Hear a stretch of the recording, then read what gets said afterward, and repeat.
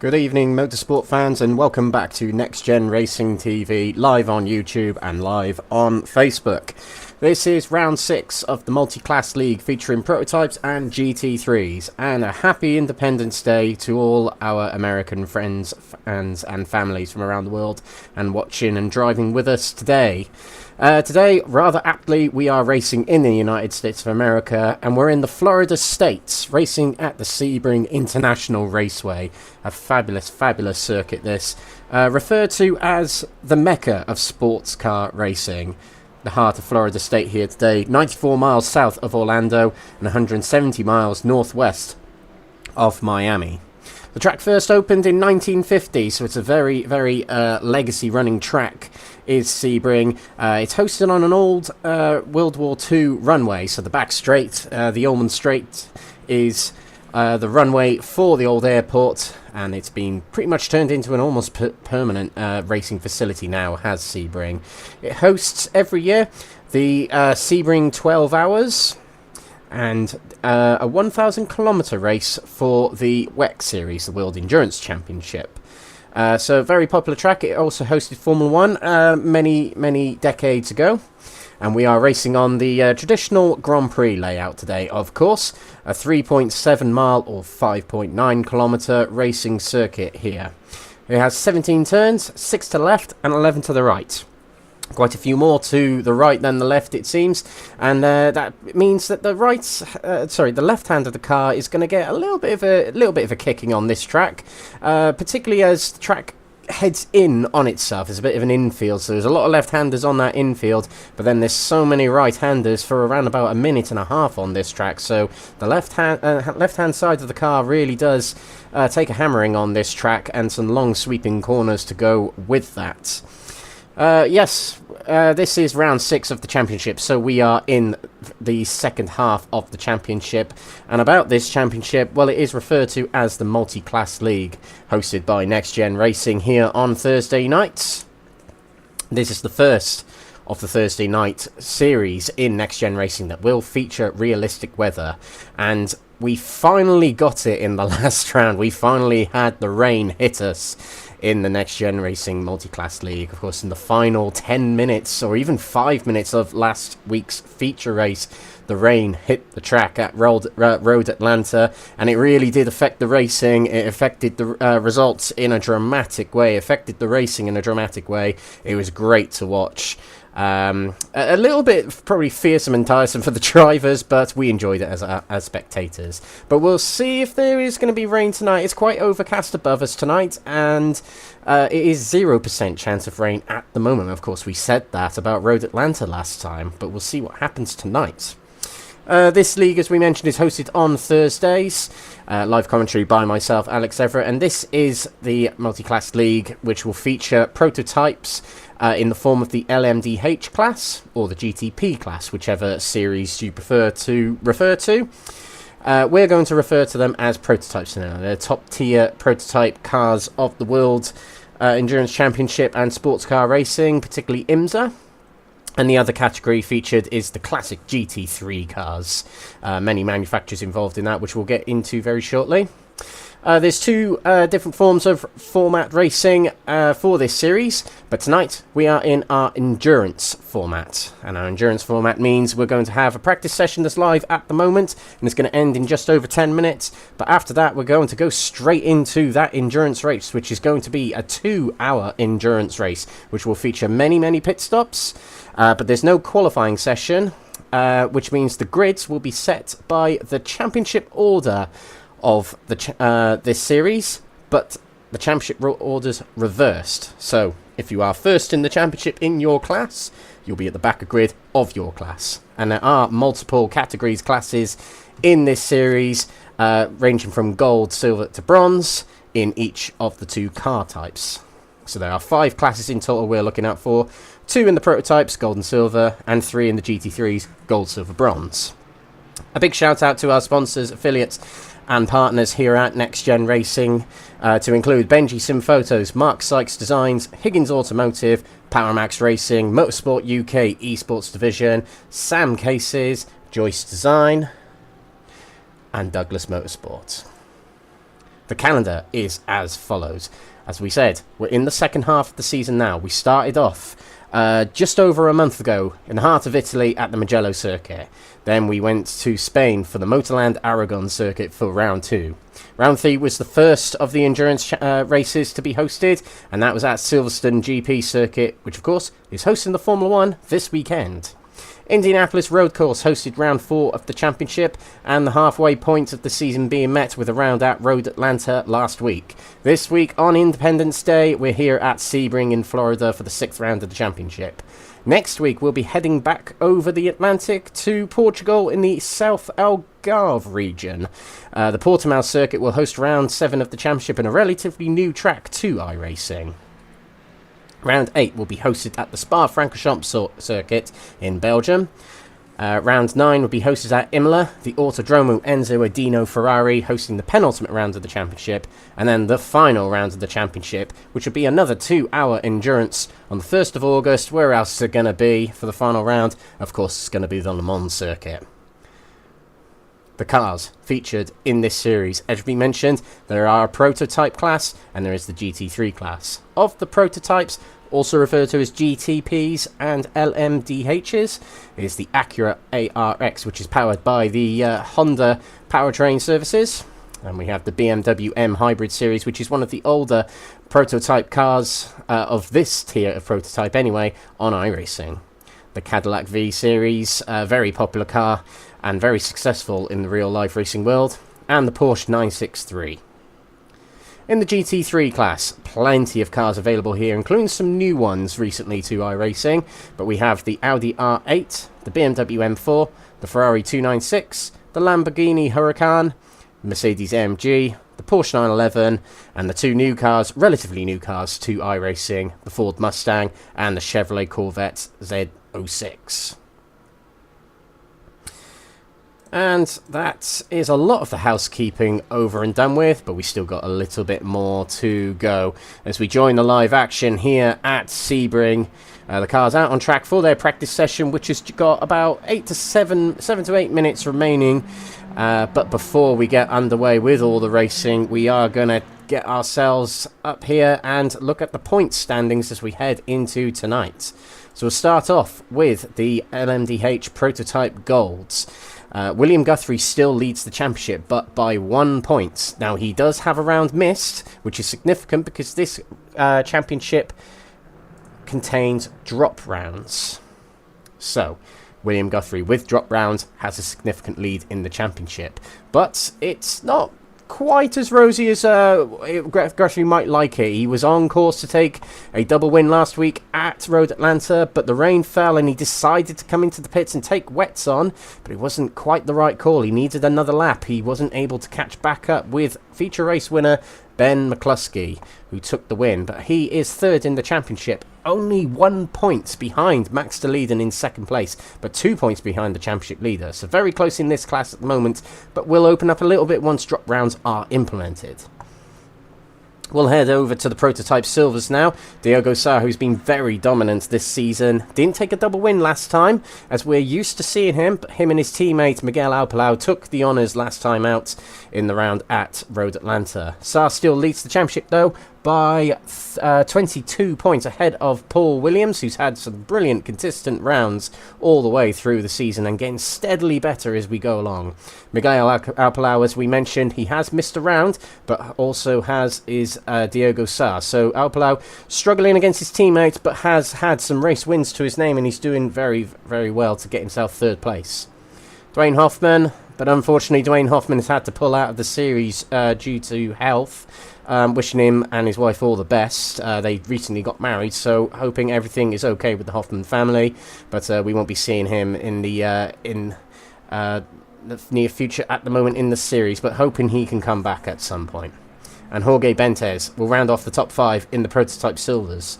Over to the GT3 Golds, and we've got Karel Pachelka at the top of the championship still, and he's a long way out in front, 70 points out in front of Gavin Gardner. Karel Pachelka has been struggling in the last few rounds a little bit. He did have a very bad feature race. He dropped well down the order due to an incident at the start of the race.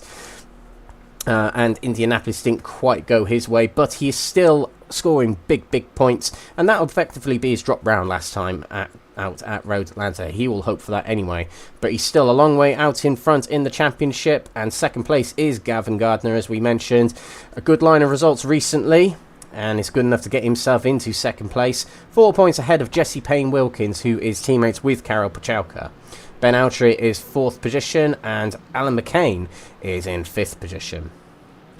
GT3 Silvers. Ben Bennyworth had a very good round last time out at Road Atlanta, winning the feature race, being the better driver in this category in the wet, but overall on points out of Road Atlanta. Jake Pitt did get more points because he had better results in the sprint race, and he gains an extra 2 points on Ben Bennyworth to reduce it down to 14 points gap between the two.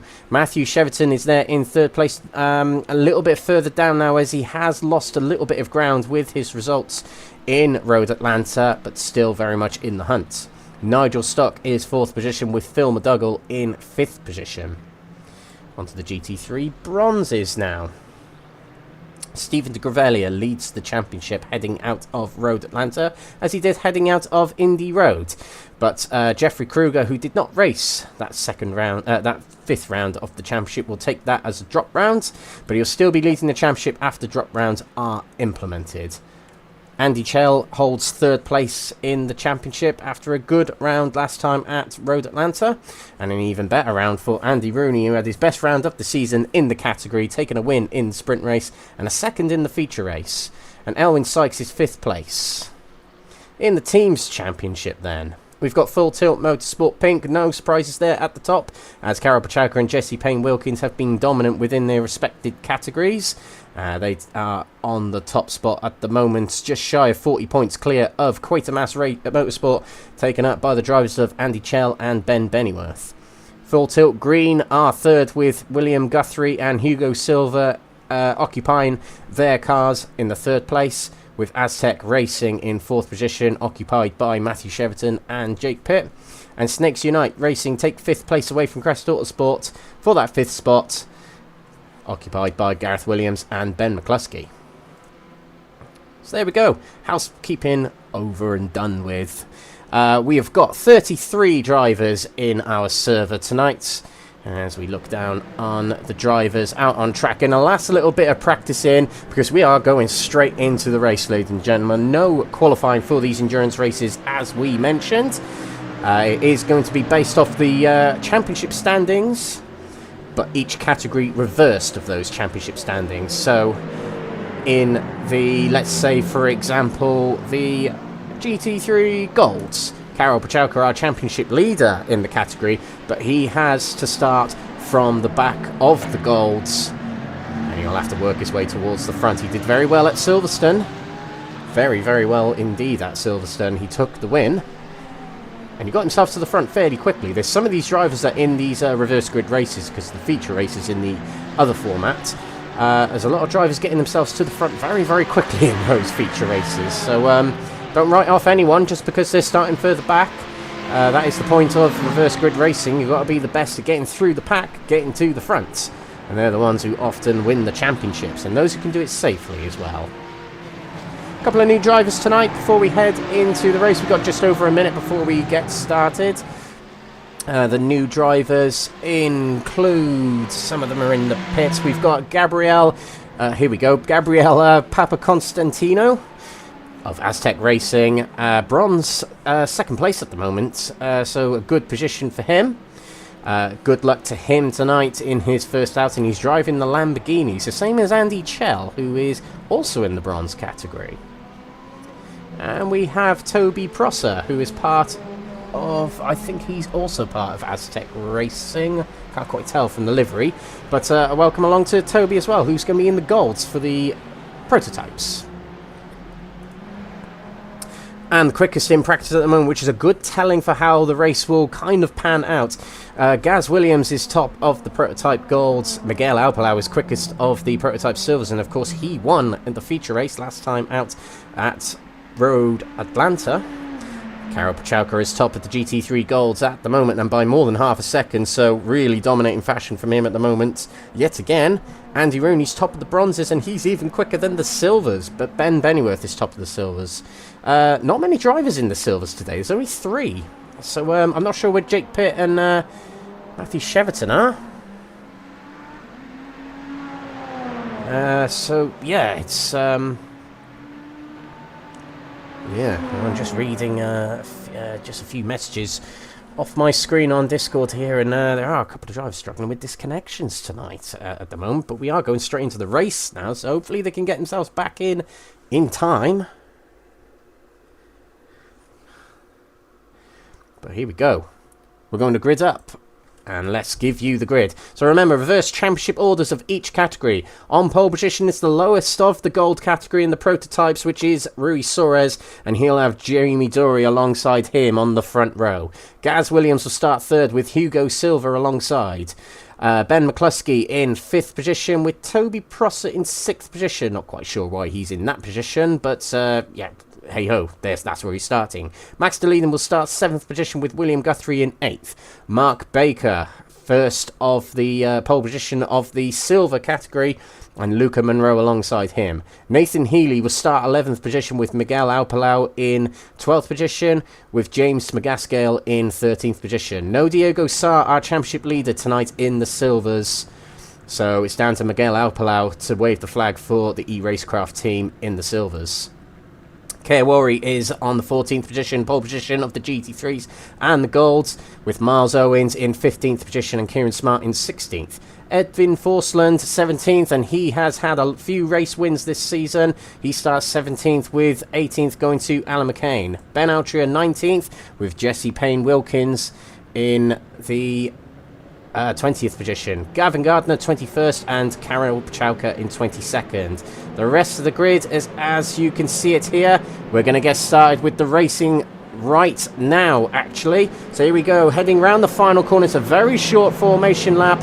The pace car will pull in. They'll have to go pace car speed, but we're about to get underway for the 2-hour endurance race. Green flag is waving. Jamie Dory heads us off the line and will head us towards turn number 1 here for the 2-hour race at Sebring. Let's go to the GT3s. They've gotten started. Miles Owens will lead them away into turn number 1.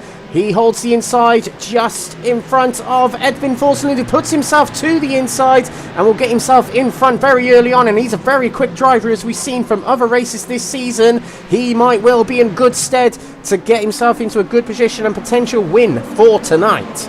Dory has had a good start here. He's breaking away from Gaz Williams in that top spot in the gold category here. Further back, we've got a close battle here on the inside of William Guthrie. Is Ben McCluskey. Contact between the two as they go through the hairpin.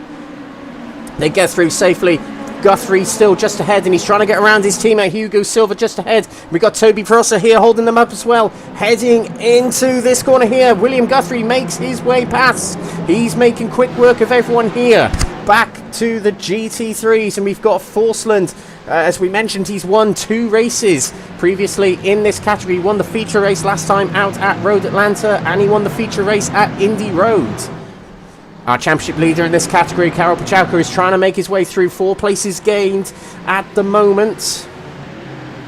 But he's got his teammate Jesse Payne-Wilkins just up ahead, but directly in front of him is Alan McCain. As for the silvers, Nigel Stock leads at the moment from Ben Bennyworth just behind, and Quatermass Motorsport team are sporting a tribute livery to the 4th of July today. You can just see it on the visor there, the celebration of 4th of July. But right now on the 4th of July, he's trying to hunt down first place in his category. Nigel Stock, who's gone a little bit wide, heading out of a long curve there, and that will give Ben Bennyworth a good run out of the corner. Not many drivers in this silver category. As I mentioned, there's 4 drivers out there. No, sorry, there's 3 drivers out there, and this will probably be the main battle between them two in this race. Into the final corner, Nigel Stock tried to close the door, but he's having to hang it around the outside. Bennyworth tight on the inside. Oh, Stock's gone into the wall there. That'll be damage on the car, which you do not want in a long endurance race. Let's see if there's a little bit of damage on that left side. I think it is. I think it's caved in a little bit. Oh, and Alan McCain's gone off somewhere. There he is in the wall. And something's happened between him and Pachauka, potentially. Heading into turn 1 here. No, I think he's lost it. Yep, it just came undone under braking. Oh, and straight into the wall. And we head back to live pictures. Hopefully we can head back to live pictures. Our timing screen's having a little bit of a panic. There we go. Oh, a little bit of a loss of the rear end there from Toby Prosser. His debut tonight, so we'll see how he gets on. And right now, he's holding up the championship leader, William Guthrie. Guthrie be willing to get past him quite quickly. Him and Battalion of last time out at Road Atlanta, the winner of the feature race, with Brave driving on slicks in the wet to take the race win at the end. Ben McCluskey down in 6th place at the moment. There's a spin back there. That was Nathan Healy in the silver category, heading around Le Mans curve. He's lost it. Oh, he's losing a little bit there, heading round Gandebian Bend. It just gives way. Yeah, it's one of those where you can't quite catch the rear as soon as it starts kind of braking slide through the corner. You just can't catch them sometimes in the prototypes and the GT3s. Over to the GT3s, as we mentioned. Oh, and there's a car running slow at the back there. I think that's... nope, ignore me. My eyes are completely deceiving me. I thought I saw a prototype then, but I'm imagining it. Forsland here, though, at the front. 3 seconds clear nearly, and we know how quick Forsland is. Multiple race winner this season.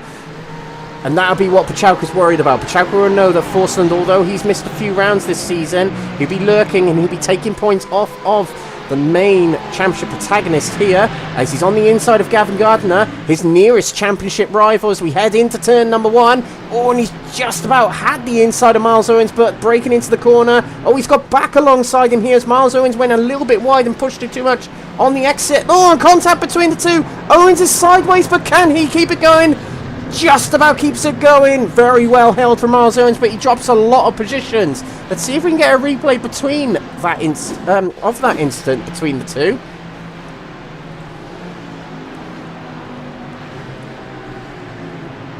So here we go. I just want to see the same angle again. Oh, it does look like Miles Owens has nowhere else to go. Again, one for the stewards after. They're the stewards. I'm not. We're just spectators and commentators. Back over to the silvers. We have seen a swap of positions between Ben Bennyworth and Nigel Stock. See if we can get a replay of that. I don't think we can. Our timing screen did have a little bit of a meltdown when that happened, it seems. But Bennyworth leads this category, and this is good for his championship. With Jake Pitt and Cheverton not racing tonight, it's another round miss for them, and it's another big batch of points for Ben Bennyworth, as he got at Indy Road last time they missed out. As we're seeing the leader at the bronze category on the inside of Nigel Stock there, and the car goes sideways. I do apologise if you can hear the dog barking, but that was Gabriel Papaconstantino losing it, heading through the Gandebian Bend. Let's see if we can get a replay of that. It was quite a deceptive angle. So here he goes. He takes to the inside. Oh, it's a very late move. Yeah, I would say that's too late of a move. And Nigel Stock didn't have enough warning. And he's trying his hands now on Stephen de Gravelia in 6th position. He's dropped down from first in the bronze category all the way down to this 7th position now. So it was a potentially good start for the newcomer, Papa Constantino. As Nigel Stock's in the pits, as is Ben McCluskey. There's a couple of other drivers there. William Guthrie's in the pits as well. What's happened to him? He's missing a rear end. Okay, let's find a replay. I'm sure there'll be something. Oh yeah, there was an incident. It completely missed me. Here we go. This is Guthrie on the inside of Toby Prosser. Oh no, big contact between the two, and that's straight in the wall. It's another race, another endurance race where William Guthrie is going to miss out on big points again. But we're just going to get another replay because McCluskey, he evaded and went straight into the pits. And it looked like an unsafe entry as well. Oh yeah. So he hit William Guthrie, although you couldn't see it. It was a bit of netcode. He could see the car hit the other car. and he thought, right, straight in the pits, get a fast repair. Quite quick thinking from McCluskey, but he will get a black flag for that, I'm sure, because it was an unsafe entry. But this has not gone well for William Guthrie, who's still in the pits. I think he's taken a tow back to the pits, which is basically a virtual pickup truck taking your car back to the pits. Which means he's going to lose out on a lot of laps here. That's even if he heads back out onto the track. A DNF means 0 points. Well, this is big drama in the prototype class. And what it does mean is for these drivers such as Max de Leeden, who's taken the lead from Jamie Dory, it does mean good points for him. And no points for William Guthrie, which tosses the championship up in the air. Big drama already in this endurance race. So quite close here at the front of this prototype class. 4 drivers abreast here. You can see there, it's Jamie Dory in the 2nd position, Gaz Williams in the 3rd position. So we see the slowing GT3 on the inside there of Nigel Stock recovering after coming into the pits. And they're close, these 4 drivers in the prototypes. This is the view from Toby Prosser as we head into turn number 1. You can see the black clouds in the distance there. They're really lurking around the circuit. We've got to keep an eye on them. Toby Prosser on his debut here, doing rather well, it's got to be said. I mean, he did have that contact with William Guthrie. Remains to be seen who was at fault for the incident. Oh, and there's a car off on the side there. I think that was Nigel Stock. No, it wasn't. It's another car. Oh, and it's a missing front end of Davide Favo, who had to start from the back of the grid in this race due to a penalty. But there's a real mangled front end on that car there. And we'll see if it was a recent incident. It was. Here we go. We've got a replay of it here. And this is up at Le Mans curve, so this is half a lap ago. Oh, the rear end gives way. It's just like the incident we saw earlier on. And that actually happened to me at Sebring 12 hours a few months ago, painfully. The rear end just lets go and you cannot catch it in these GT3 cars. It's often a complaint of the physics on iRacing. We haven't actually mentioned Jeffrey Kruger yet tonight. Welcome back to Jeffrey. He missed the last round at Road Atlanta and he's been the dominating figure of this GT3 bronze class. And he now leads the bronze category in this race. Good start to this race for him. 13 overall places gained, 6 gained in class because, of course, he was near championship leader in this class. So, good job to him. And Ruben Pino is his nearest rival in the bronze category. And Ruben Pino was very good last time out at Road Atlanta, taking a feature race win and a debut win of the season. Just want to get back to the gold category here because we have got the 2 full tilt cars working together a little bit here. They're breaking away from the cars back here. There's Ben Outria being passed by Ben McCluskey and other prototypes, it seems. But we look to the full tilt cars heading around the hairpin here. They're going to work together and they're going to try and get as good a strategy as they can out of each other. Because remember, there's multiple pit stops in this 2-hour race tonight. There'll be about 3 pit stops. And if they can save as much fuel as possible, it means they've pit later in the race, which means they can take a smaller pit stop. It all adds up in endurance racing, particularly ones that are around about 2 hours long, because you've got fewer pit stops, and that means you can really take leaps on people with those fewer pit stops with good fuel saving.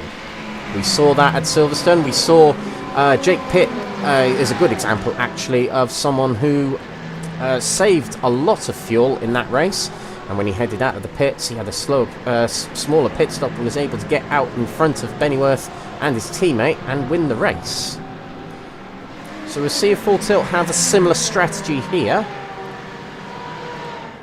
Let's give the Silvers a little bit of love and care here, because we haven't really referred to them much yet.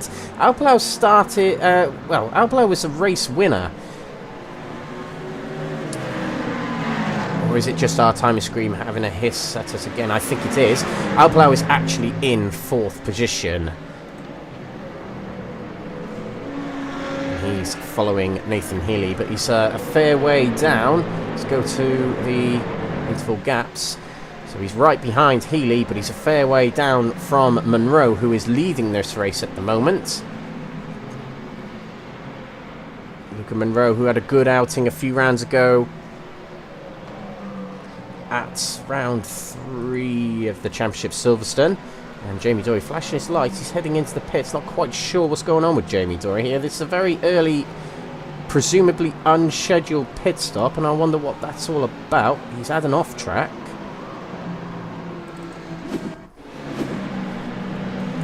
And he's slowing down there.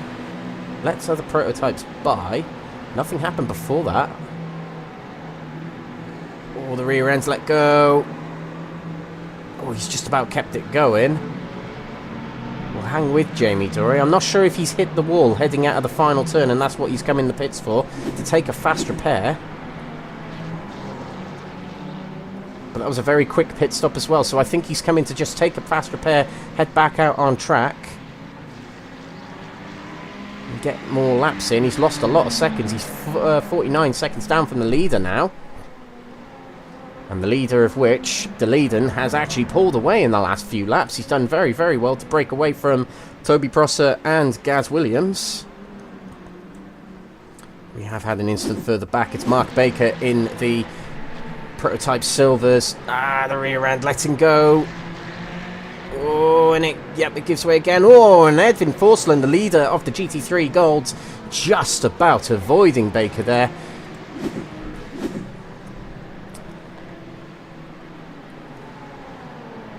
Okay, so back to the Silvers.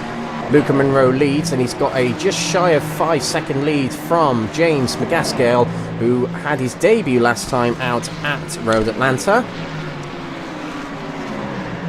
A strong second place at the moment for him here. And in third place now is Miguel Alpalau. Just trying to find where that move for the lead was on Nathan Healy.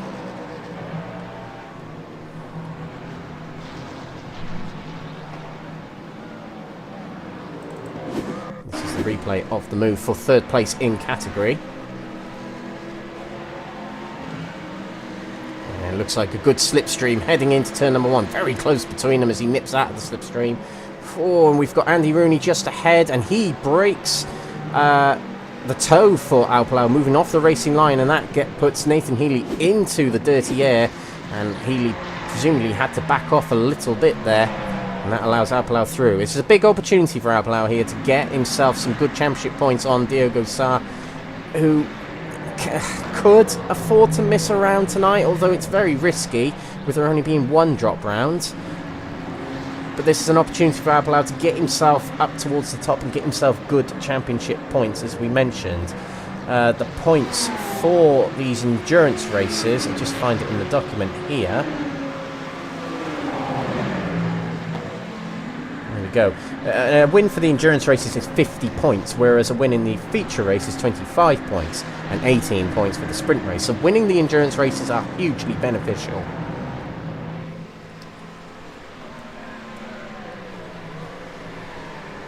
Particularly as it's one race, you don't necessarily have to worry about the grid position for the next race. La-di-da-di-da.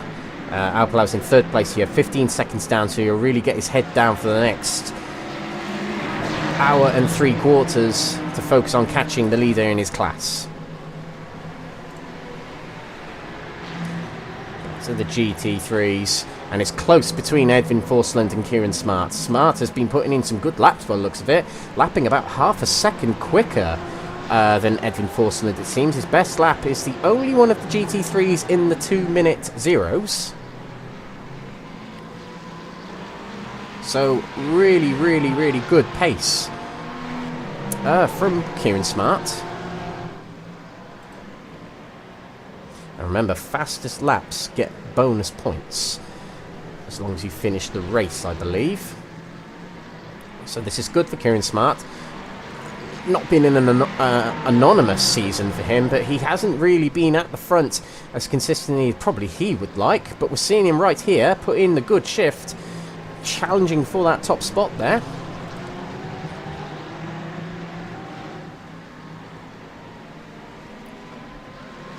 this is the closest battle for the lead on the track. It's split up a little bit between all of the leaders. Bennyworth is broken away from new driver tonight, Mark Kent.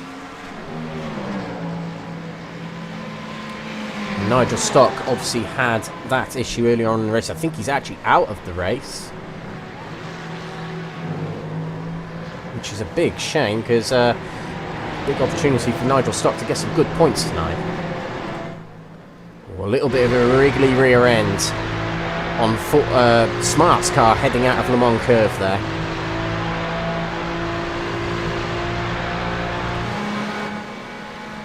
Past go the prototypes, lapping the GT3s again. And the prototypes are on average 15 seconds quicker than these GT3s at Sebring here. So it does mean that within around about 8 laps you'll see them pass by these GT3s. And that's quite a lot for the GT3s and the prototypes, actually, to be fair to them, to deal with. It means within just a couple of laps, on this track you really have to concentrate as well, because there's so many corners. But yeah, within just a matter of what seems just a few moments, you're back catching lap traffic. And it gets to a point in this race where you're almost always catching up with the GT3s if you're in the prototypes, and if you're in the GT3s you're always getting caught by the prototypes, having to look in your mirrors and stay well out of way. That's how it can be here at Sebring. It's quite a claustrophobic track, actually, quite narrow, quite a lot of corners, and it is rather difficult to overtake around here, actually.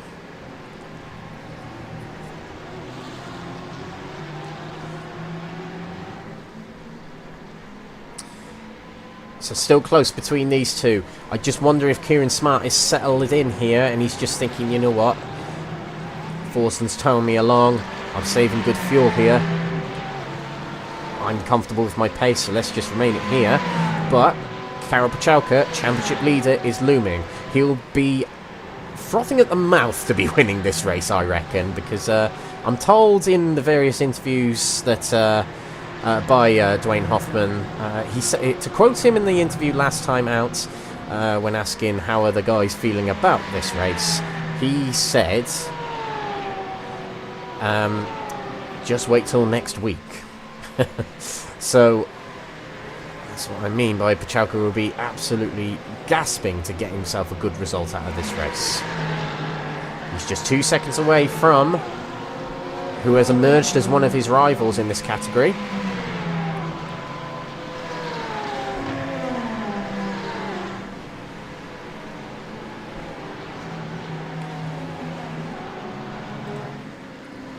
Okay, so a little bit of a rundown of our orders, our category winners so far. Max de Leeden leads in the prototype golds. I don't think Max de Leeden's actually won a race yet this season, which is really surprising considering how quick he is, actually. So, yeah, he'll be pleased with that. He's got an 8-second lead to Toby Prosser at the moment. In the silvers, a 3.5-second lead for Luca Monroe. He's had sporadic good performances this season, and of the United Sim Racing team, driving the Cadillac there, he'll be hoping for a result resemblant of his position right here, right now. And we've got James McGaskill back here, hunting him down. As we mentioned in the GT3s, Edwin Forsland leads the category from Kieran Smart, and lurking behind is Karol Pachalka.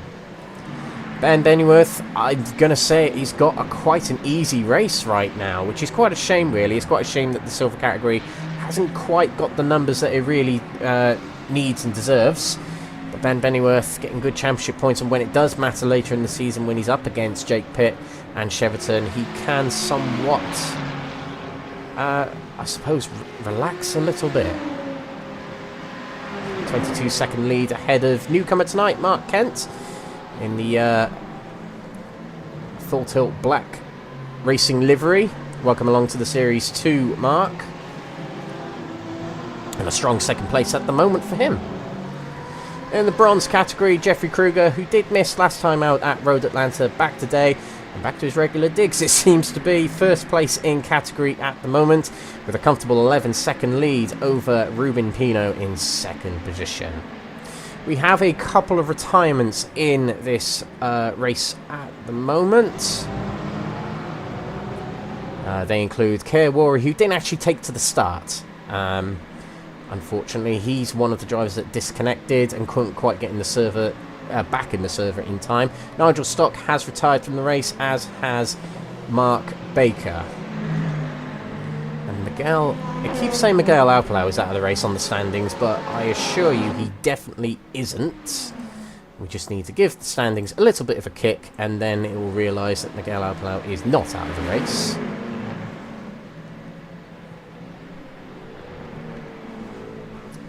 But yeah, a few retirements already in this race, and yeah, it's tricky in this series. The DNF is 0 points, but when you're driving around a lap down or on your own, it's quite hard to motivate yourself in these long races, and that's what you have to kind of get into a discipline of doing in endurance races. If it hasn't quite gone well at the start of the race, you kind of have to get your head down and chase little goals, I call them, in endurance races, which is either your lap time, so beating your optimal, and chasing other cars on your relative that are in front of you. And it might be that they might be laps ahead, but you just chase them in front, and you just try and catch them up. That's what you have to do in these long endurance races to keep yourself focused and your pace well and truly up, to get yourself little wins in an endurance race as the time ticks by.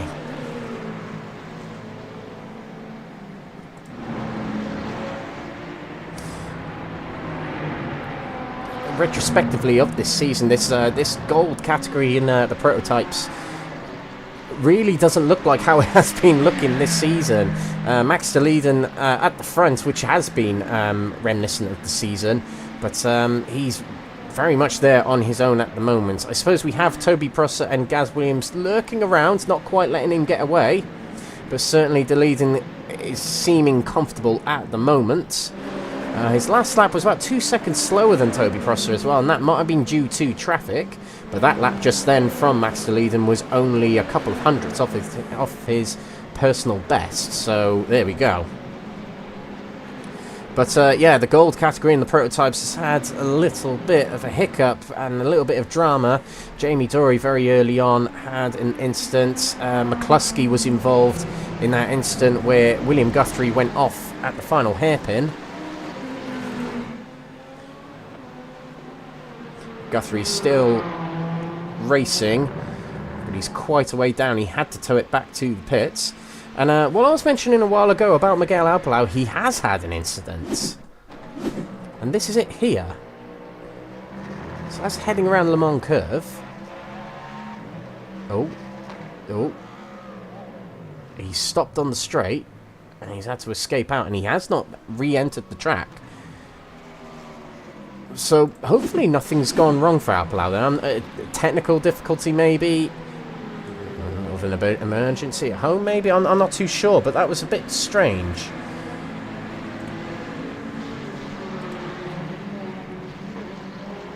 Hopefully everything's okay with Alpalau, but that really does well, that does open the door for Monroe, Smagascale and Healy, probably more so for Monroe and Healy because they've been competing in the season for longer, to really put in potential good points here, but it's gotten close between these two, battling for the silver category. Luca Monroe and Smagascale close together now, less than 2/10 between them. Bit of traffic ahead of them. That's Miles Owen just ahead of Monroe here, as they'll get by heading into the Le Mans curve. Smagascale waits. He decides not to risk the move. Oh, it was a bit close heading out of Le Mans curve there. Here we go. This is on board with Smagascale as they make their way past Ruben Pino there on the left. So in the last few laps, Smagascale has been rather quick. He was 3 seconds quicker on the previous lap to Luca Monroe, and that's really what's honed in Luca on this previous lap. So we'll see here if a move can be made. But he's got to catch back up as he lost a little bit of ground, and we have got an instant Rui Soares has had an incident. He seems to be okay now, but this is what happened to him. Heading towards Cunningham corner. Rear end gives way into braking. I think he broke a little bit too late there, but he's okay. He's able to stop it before he heads into the tyre wall, and he's able to carry on. Jamie Dory's had an incident as well. There he is. Oh, and he's escaped to the pits. So something major has happened to Jamie Dory here. Well, he's out on his own here, heading towards Le Mans Curve. Oh, the car's just gone straight on there, it seems. That might be a technical difficulty as well. What's going on tonight? There's all sorts of like strange goings on here. That's a lot of drivers in the pits and a lot of drivers far and away down. So the only drivers on their respective lead laps go down to as far as 26th position when we had 33 drivers start the race. Very, very strange.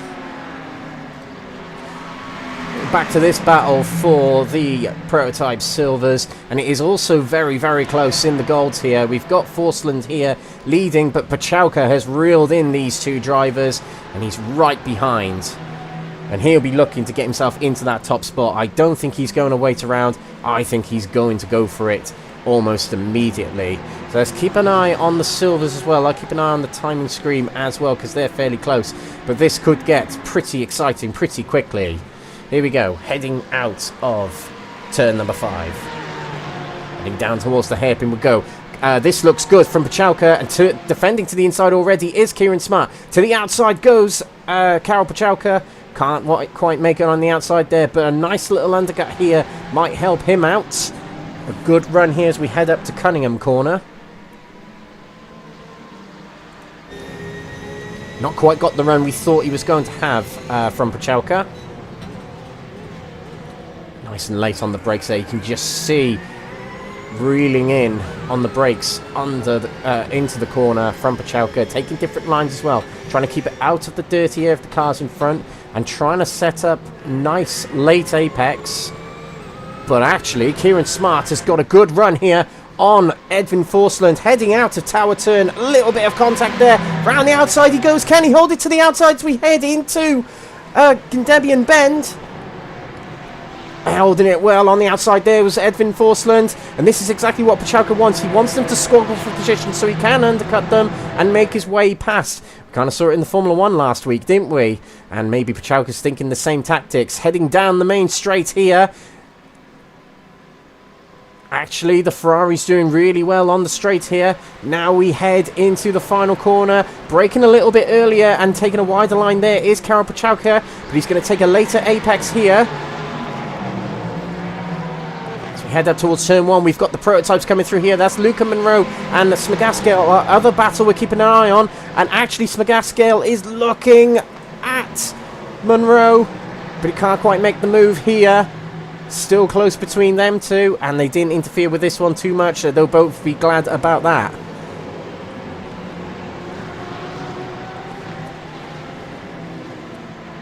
So Forsland has been a force of... Oh, he's lost it! He's lost it under, heading out of the corner. And that allows Smart through. That was it. Literally a little bit of a squabble at the rear end. He had to go off track, but he recovered it well. But Pachauka, quite a rivalry has intensified between these two. And there's contact again between the two of them. They had big contact moments in Indy. They had contact moments at the start of Road Atlanta, which really split them up. It put Pachauka to the back of the field. And more might happen here. That now Smart will love this. He'll be rubbing his hands thinking, well, if these two squabble and make contact with each other, I'll break away and win this race. That'll be what he's thinking.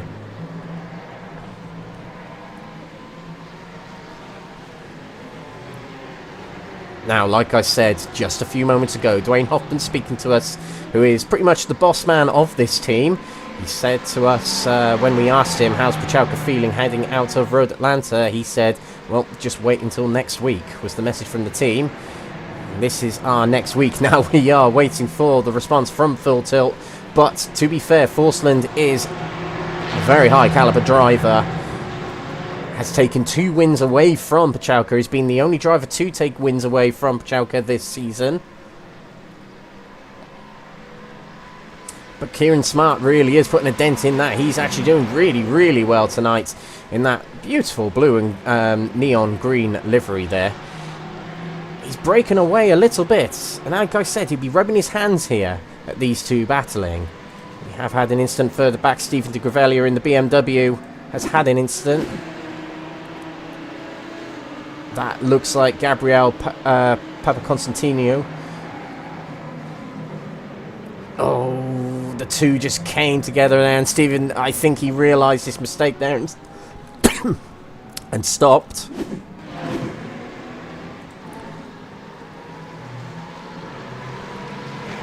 Papaconstantino. More positions lost for him, it seems, and he started the race rather well. He was leading the race very early on.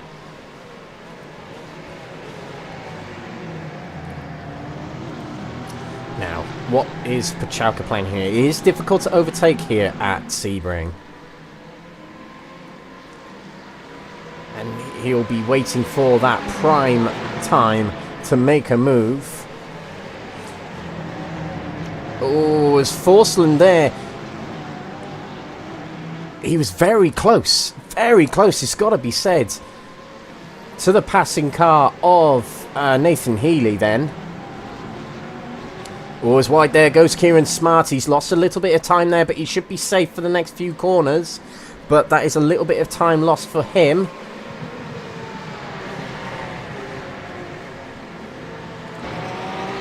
Back there's the battle for second place between Forsland and Pachalka.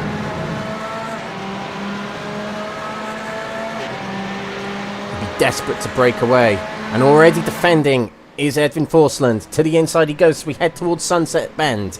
To the outside goes Pachalka.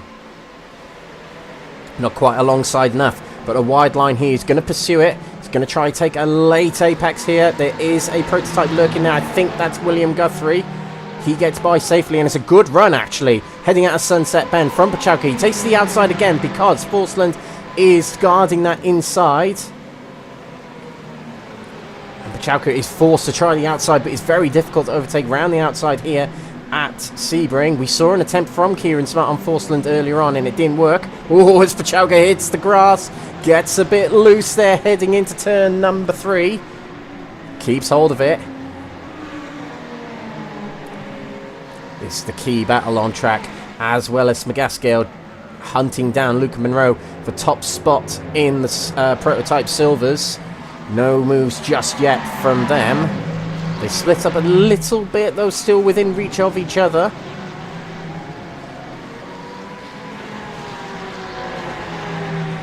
Nearly a second clear now is Kieran Smart.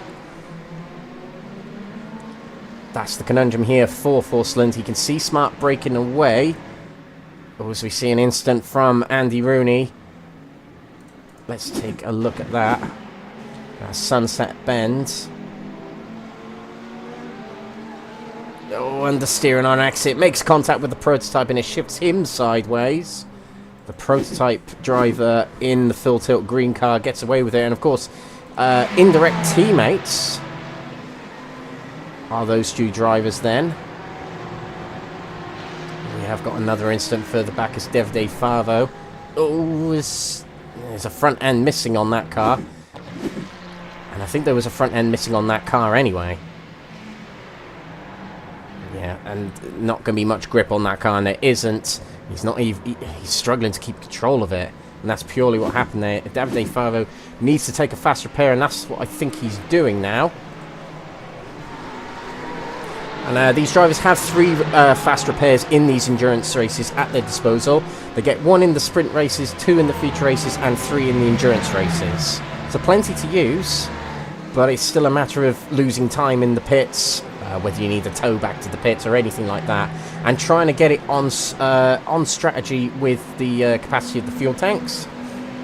Which reminds me, we should be seeing some pit stops at some point, which we are. From Max de Leiden, he's the first to come into the pits, and he's top of the prototypes at the moment, so he'll be taking his first scheduled pit stop now.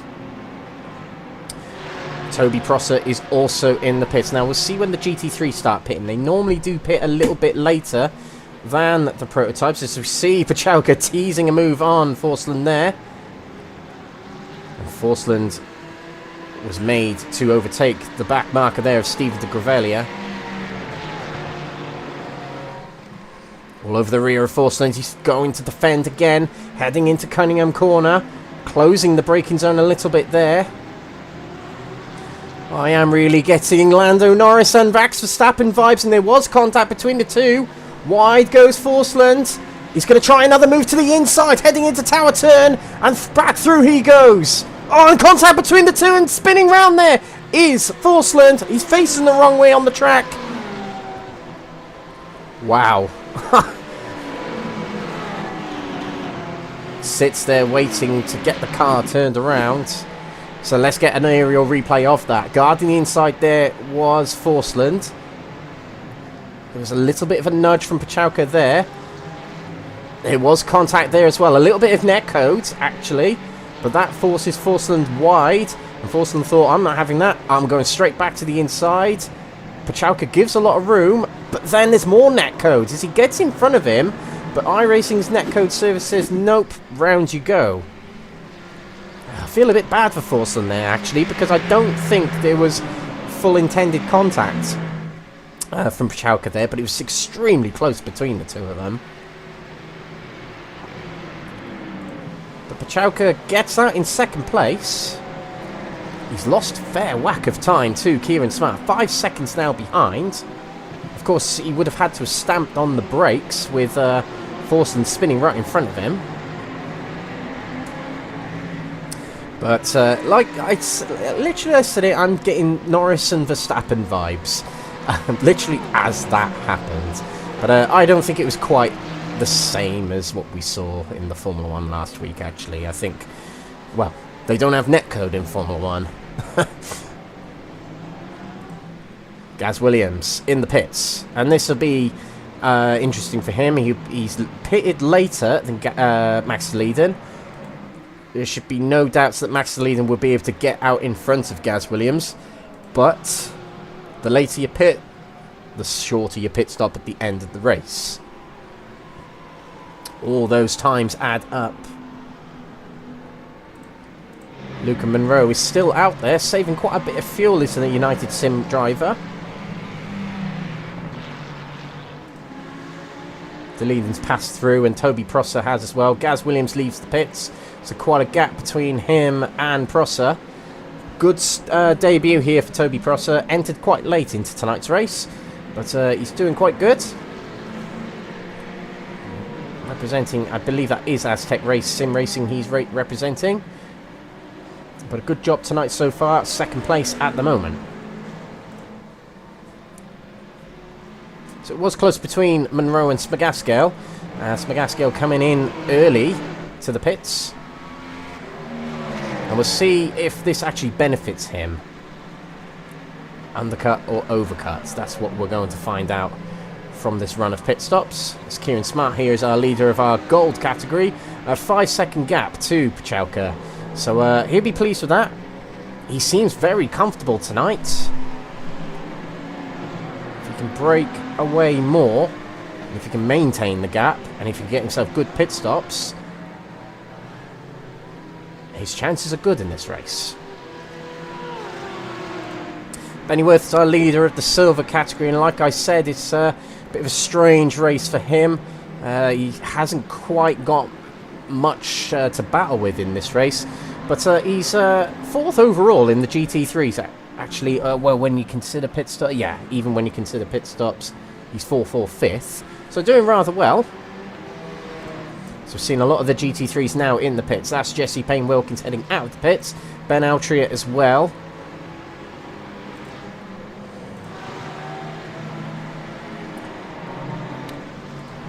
So this would be interesting to see what Pachalka does now.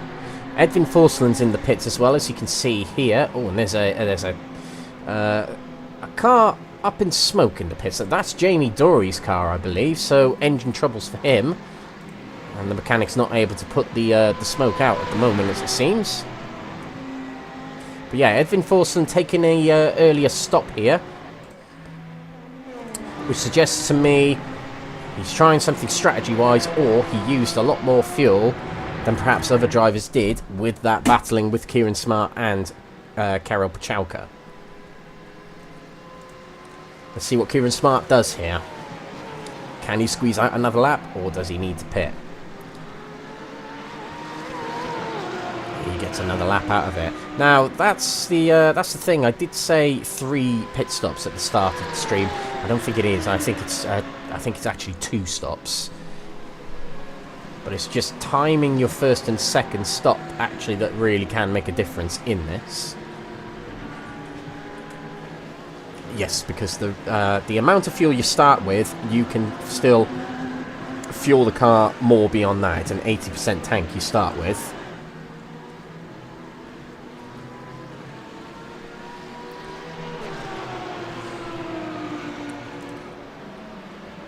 Ruben Pino takes the lead in the bronze category with Jeffrey Kruger in the pits, and we'll see what Pino does here. He's able to get another lap out, so it is really interesting to see how different these drivers are when it comes to fuel saving. And actually, fuel saving tactics in iRacing are very, very effective actually, and particularly here at Sebring you can do a lot of lifting and coasting, which is very effective for fuel saving.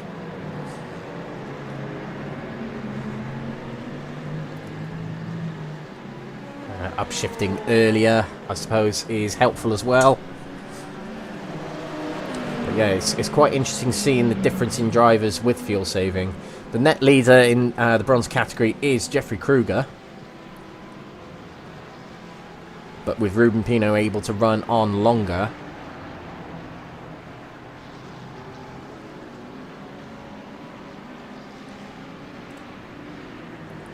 There we go, there's the number of pit stops from all drivers at the moment. 4 stops from Mark Kent in the silvers at the moment, and that's what I mean. Ben Binnyworth is out on his own at the moment with Nigel Stock out of the race. Kent has had dramas of his own, so Binnyworth realistically here is just having his own race here. As long as he finishes, he gets maximum points really.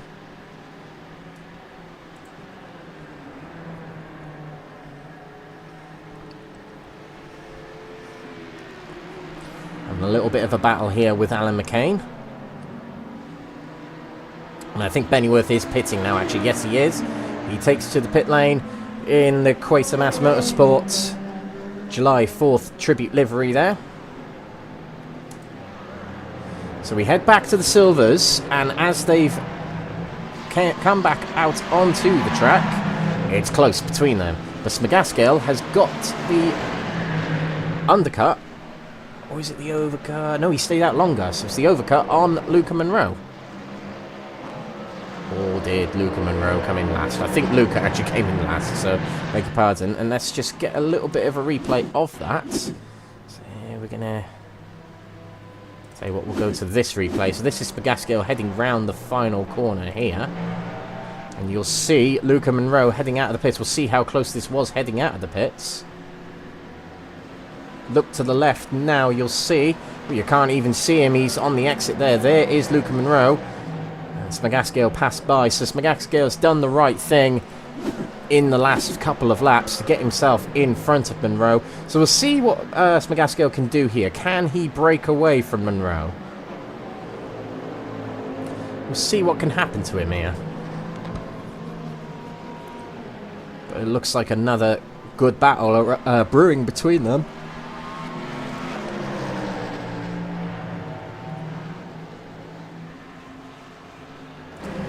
Move to the inside potentially, not quite. Decided late on, nope, not the right time. And that's the thing with these prototypes, there's not much time between each heavy braking corner in these cars, so you really got to get your exits right. There's also hybrid to consider in these cars, charging it up and deploying it. Nice and quick through the corner there, through Cunningham Corner. But on the exit of the corner, it just seems that Smagaskill is able to get off the line, off the corner a little bit better.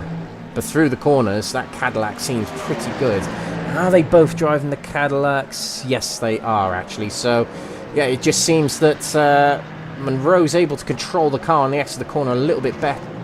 On the entrance to the corner a little bit better, but Smagascale has got it more direct on the exit. GT3s.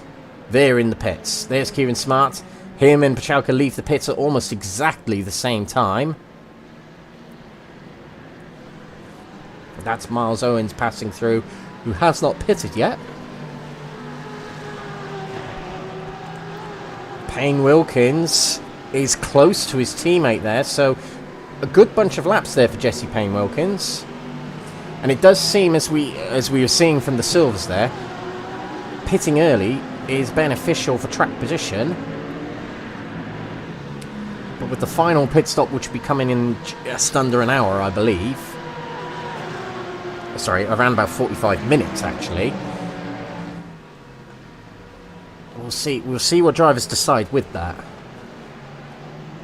Payne Wilkinson will know not to get in amongst battling with Pachalka too much in this race. He knows there's a championship to be won by Pachalka, and both of them are heavy contenders for the team's championship as well. So there's that to think about as well. As the leaders in the silver category are coming through, that's Monroe and Smagascale making their way past the full tilt drivers. Pachalka and Payne Wilkins are top of the team's championship. And because it's all based on individual category points, you can't really beat other teams by beating them. You can only beat other teams by scoring well in your own category. So it's quite an interesting dynamic, actually, with that in mind, with the team's championship. And that's what these two will be aware of. At the moment, they're net second and third place, which is near maximum points. So as long as they feel they can catch up to Kieran Smart, which by the looks of it, Pachalka has been doing, could mean a good result for the team. Now, what about Edwin Forslund? Now, it says he's out. I think he's retired from the race. I think he has, which would be a bit of a shame, actually. Yes, I do believe Edwin Forslund has retired from the race. That is quite a shame.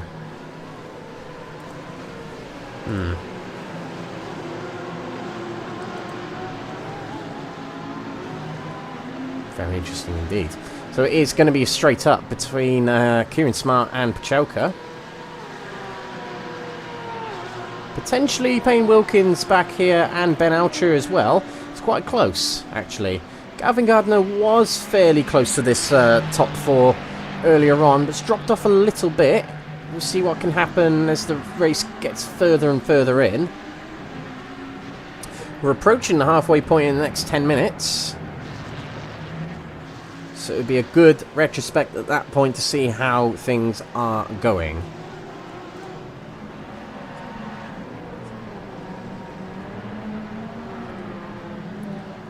The leading continues to lead, only by 10 seconds, but he has been breaking away from Toby Prosser, who's got a little bit of GT3 traffic to contend with here.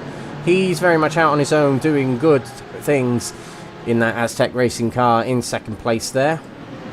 And he is 8 seconds clear of Gaz Williams here, who did not race last time out at Road Atlanta.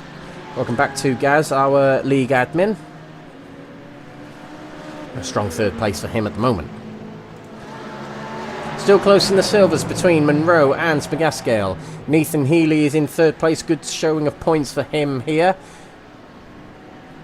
He's only actually 29 seconds down from these leaders.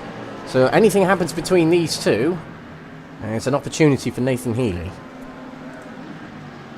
He's heading into Sunset right now, the corner. GT3s, as we mentioned, Kieran Smart a second clear of Pachalka. It was more like 5 seconds clear around about 5 laps ago. We know Pachalka well now, and we know he's able to reel in these drivers.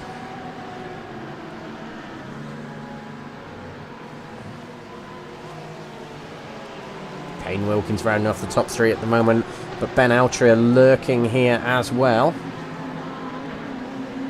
And the leader of the bronze category is actually ahead of the leader in the silver category at the moment, but only just.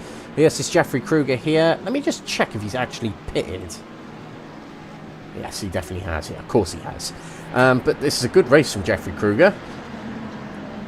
On his own at the moment in the silver category, and it'd be him and Ben Bennyworth having a little category to category battle here. The two leaders of the championship in their categories, and also the leaders in this race.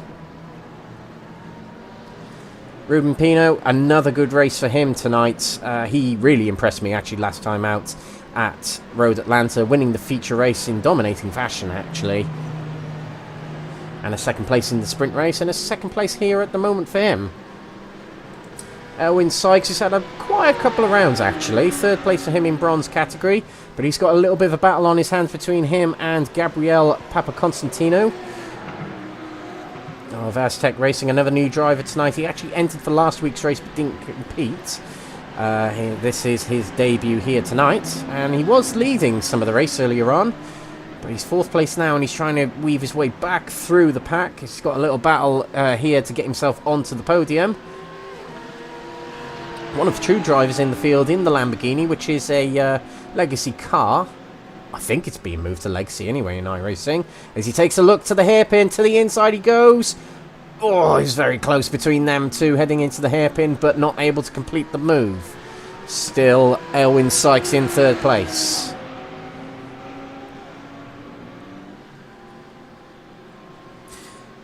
Let's just take a look at the fastest laps in this category. Here's what I thought. That's what I was looking at. Papaconstantino, fastest of the bronze drivers when it comes down to lap times. So there was certainly a lot of potential in him for tonight, but incidents have led him to be in these lower positions here.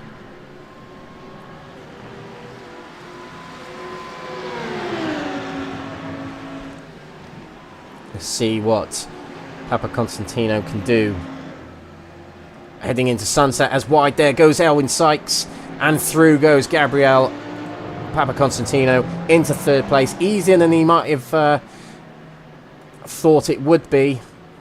But let's just get a quick little snap of Elwin Sykes running wide there. There he is. I think he just carries a little bit too much speed through Gendebian Bend.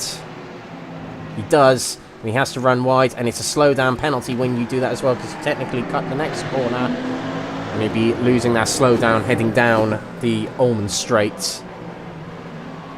Hasn't lost too much ground actually from Papaconstantino, but Papaconstantino is certainly the quicker of the two drivers, but he can perhaps use him, follow his lines, use his slipstream a little bit to get himself some good lap times in.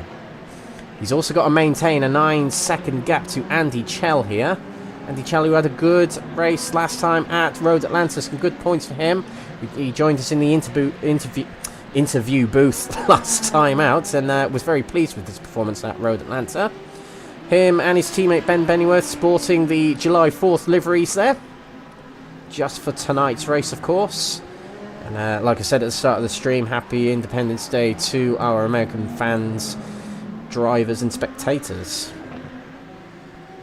I've said it all season, very apt that we're racing here at Sebring on Independence Day. The mecca of sports car racing is Sebring.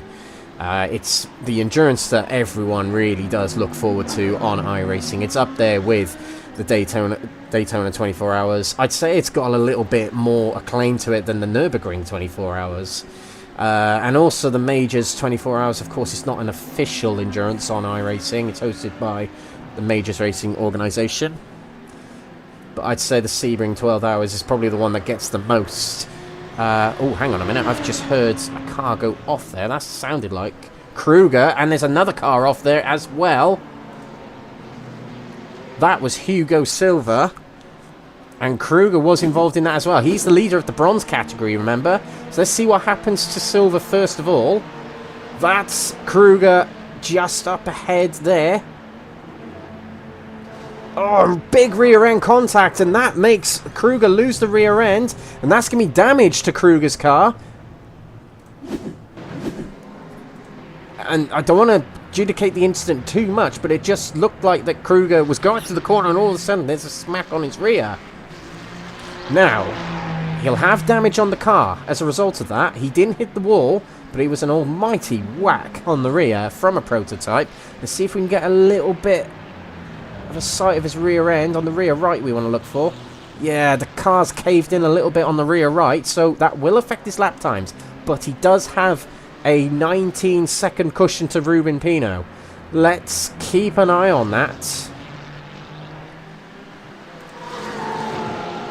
as that could be a crucial moment in the race, and it's not even between drivers within their own categories. This is the closest battle for position on track, and it has to be for the #1 spot, doesn't it? Kieran Smart, safe to say, he's been caught by Karol Pachałka now, and Pachałka has broken away from his teammate Payne Wilkins back there. This is the key battle for the top of GT3 Gold.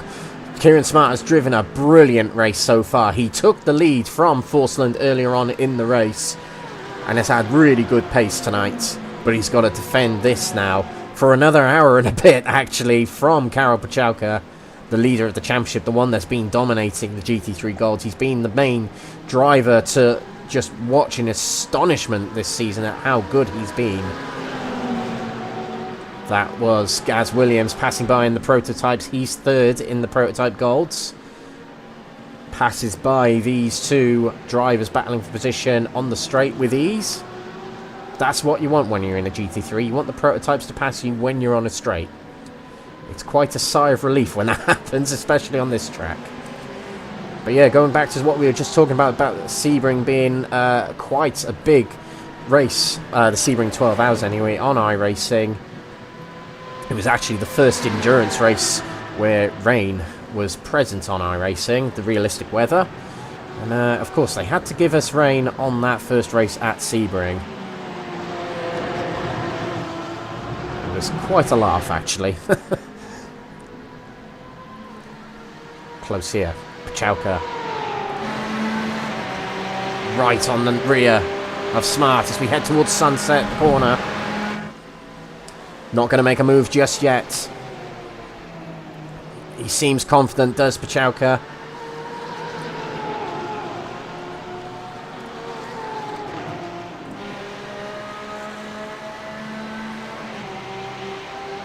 And he'll be looking for that best opportunity to pass. Fourth gear round turn #1 there, putting the power down a little bit later than Smart does, because he wants to stick it to the apex a little bit more. That's how these GT3 cars best go around these corners, when you can glue them to the apex and power around the corner. Like I said though, it's a difficult track to overtake on, it is Sebring, so you've really got to get it powered around these corners just right to make those moves.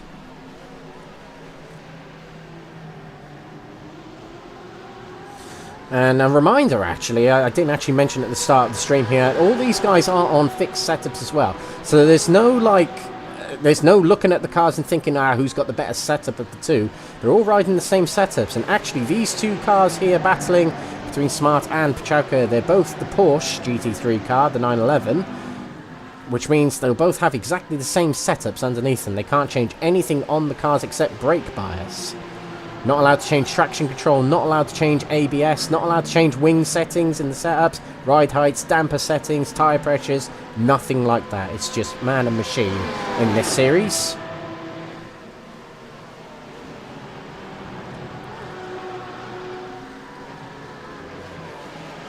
And the reason the admins kind of do that on iRacing leagues, actually, it is purely down to drivers battling. And no advantages with setups and paying for setups and that sort of thing. It's purely down to driver skill and adaptability to the setups they're driving, actually. And the other thing also, which I haven't quite noticed actually in this series, actually, is there'll be some manufacturers who are better on better on other tracks than other manufacturers are, and I haven't actually noticed that quite yet, actually, in this series.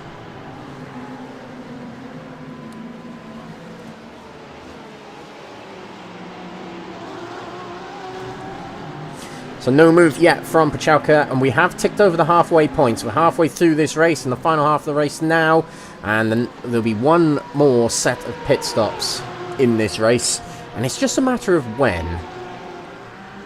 We know these cars can do 45 minutes, and so we'll see drivers get their, well, 40 to 45 minutes, I would say, especially in the GT3. So we'll see pit stops around about the 115, 120 mark, maybe even later than that. And we definitely saw it at Silverstone. The later pit stops were the more beneficial. But will that be the case here?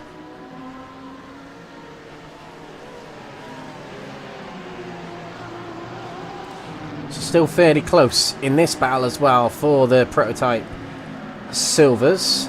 Smagascale behind Luca Monroe.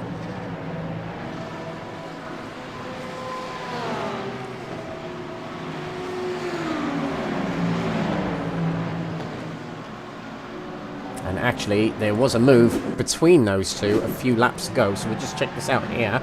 Getting around Miles Owens there, and heading down towards Sunset Curve. Actually, Monroe's got a very good run here. He'll take a look to the inside. He's able to outbrake, and actually, Smagascale kind of says, you know what, you have that. I'll try you on another lap. Or another corner. Still all over the rear. And actually, it wasn't a very good exit there from Monroe. Probably a bit far away from Smagascale for him to try a move. And they're closing in on the leaders in the GT3 class.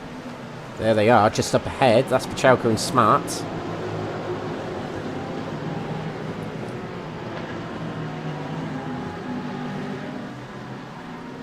And Monroe taking his time through turn number 5 there. So he can overtake on the straights here. He knew that Smagascale was going to make any risky moves through the tight and narrow Sector 1 complex here at Sebring. So he was able to take his time and get past the GT3s later.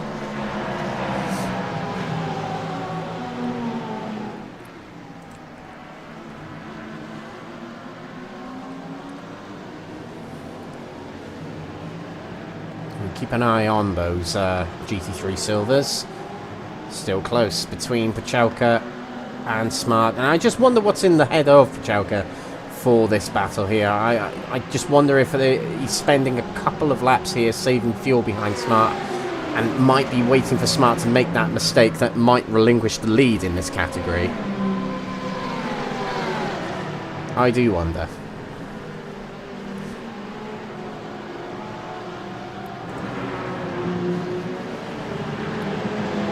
But like I said earlier, it's been a very, very good race from Kieran Smart.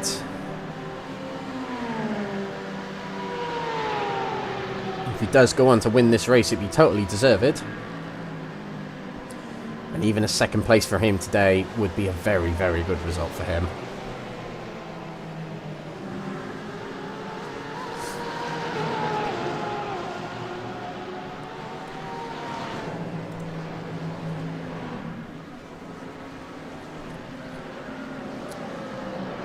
Just see the sheer difference in speed between these two classes of prototypes and GT3s. 15-second difference on average between the lap times. As we see Smagascale swerve right there onto the gravel. I'm not quite sure why he did that. Maybe saw some debris on the track that we didn't see. But yeah, it's just like we said earlier, not much time gap between each heavy braking zone in these prototypes. So it's very, very difficult for the prototypes to make moves on each other. But a lot of braking zones as well means they're able to charge at their hybrid quite quickly.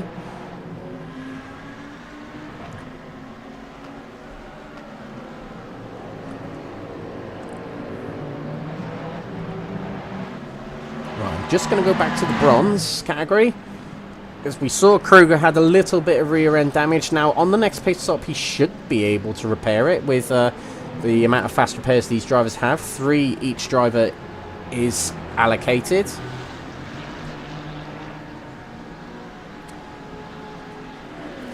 But But the time gap between Kruger and Pino is 17 seconds. Only 4/10 between him on the last lap, actually, so Ruben Pino is keeping Kruger honest. But perhaps Kruger's lead isn't under threat just yet. As we see, that's Miles Owen there. And these two are fighting for overall position, but that does nothing to their category points. But a missing front end on Miles Owen's car will definitely be slowing him down there.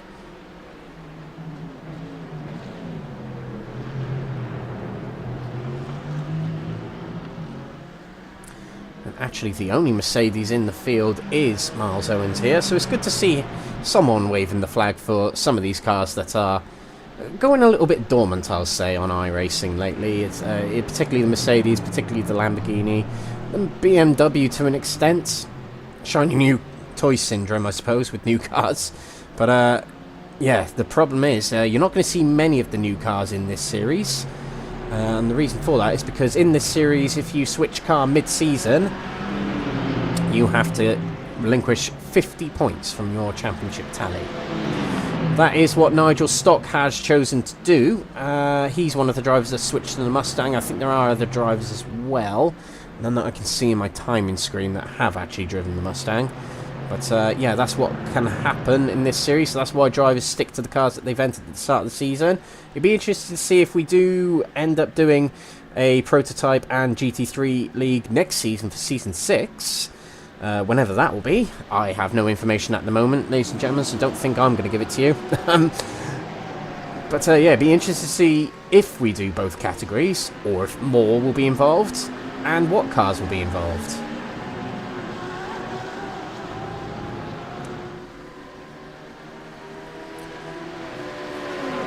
It certainly is the case that the Porsche is the more favoured GT3 at the moment. Always seems to be. It just seems to be that car that just keeps going in this GT3 category, and always ends up being people's favoured to drive. Just the way it drives around the corners, quite rear-end driven. Quite a good-looking car as well. Quite a reliable car as well, actually. Very rarely the Porsche is a disadvantaged car to others on certain tracks.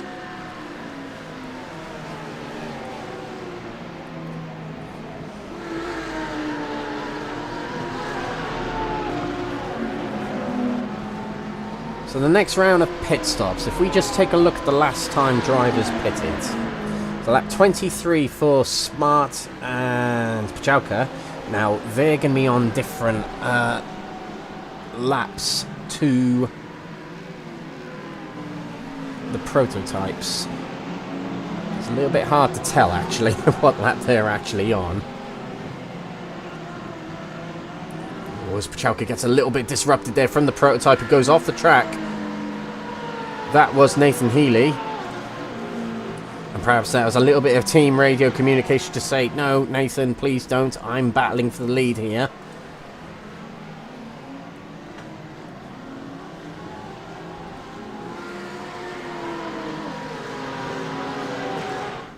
Oh, hang on a minute, hang on a minute.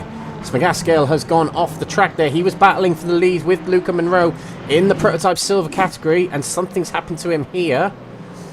He's got a full tilt green car ahead. That might be William Guthrie. Oh, and the rear end just completely lets go. He might have stamped on the brakes a little bit too long. Let's just get a little bit closer. Let's get inside the car. Ah. So he dipped the clutch. That's why the car kind of went a little bit silent then. He dipped the clutch, but as soon as he lifted off the clutch, he lifted too quickly off it. It is very close between him and Miles Owens there, trying to get round the outside of him. They make it through safely, but not without a little bit of argy-bargy on the way. And Ruben Pino is next to pass for Smagascale, but he's got to put his foot down. 7 seconds to close up now to his rival in the category, Luca Monroe. But yeah, what happened there is he lifted off the clutch too quickly, and it just completely spun the rear ends. It literally was going from a rev range of like 1500 RPM or something like that, straight up to whatever these do at those speeds.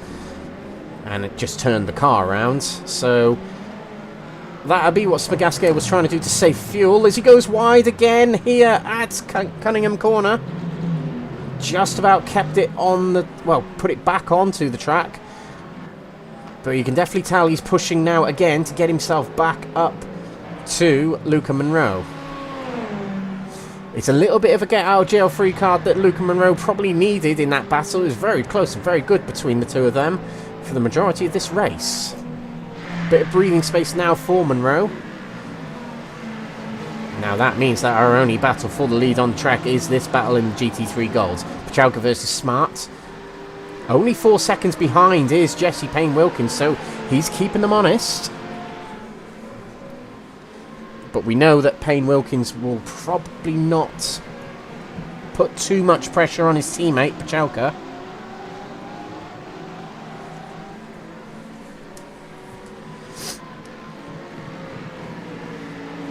And it just seems that Pachalka has relaxed a little bit into this race. He's just sitting happily behind Smart. I think he's trying to save fuel by just sitting in his slipstream, which is a very effective way of saving fuel.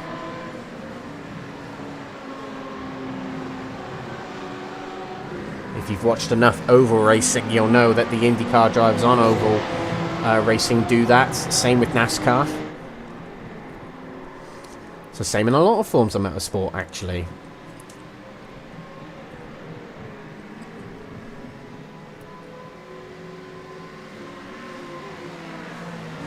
Okay, so Max Verstappen, we haven't really given him a lot of attention for a little while, actually, but he's leading the gold category at the moment. Second place was Toby Prosser, who I've got a feeling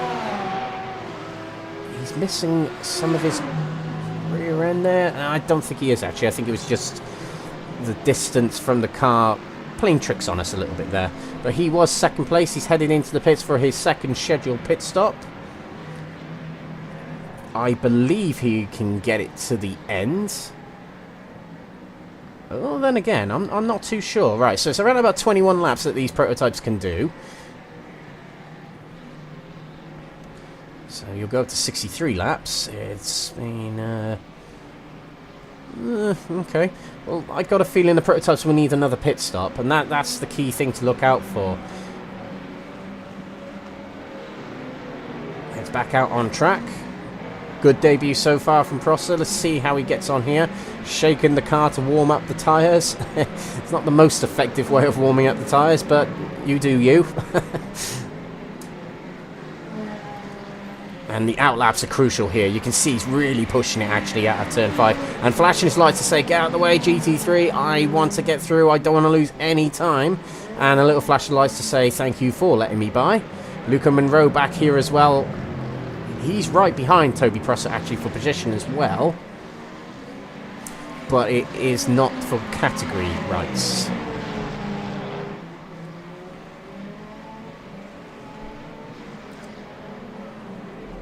Max Verstappen's in the pits. Now he's got a comfortable lead. It was more than 10 seconds. And he's jacked up in the air. Taking on tyres. Taking on fuel. And I do believe these prototypes will need another stop. Thinking about it.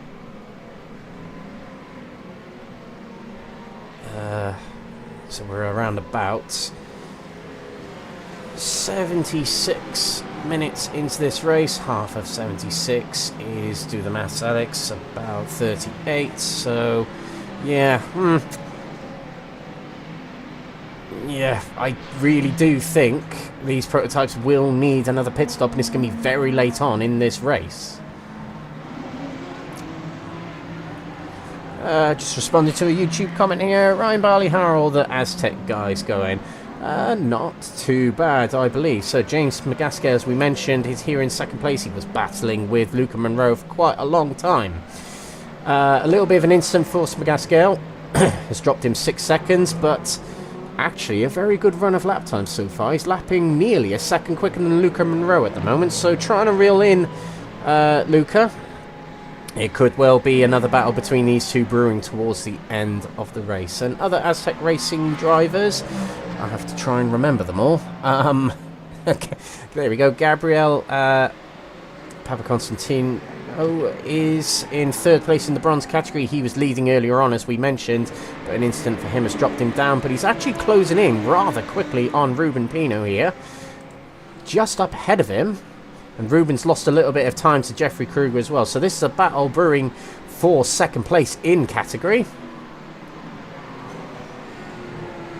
So worth keeping a merry eye on that. So let's see, there's other prototypes in the pits. Max Verstappen's back out on track. He's 11 seconds clear of Toby Prosser. Making his way down the main straight here is Max Verstappen, and this is Gad Williams in the pits. He's third place in category.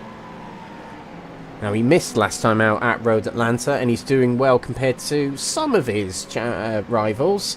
William Guthrie's in sixth place, still racing, still trying to bag those points. As through goes to leading, you just see him disappearing at the bottom of the screen then. There is Toby Prosser. He realistically is the main rival to Gaz Williams. He passes by, and Williams hasn't even left the box yet. Luca Monroe passes, but he has not taken his second stop just yet.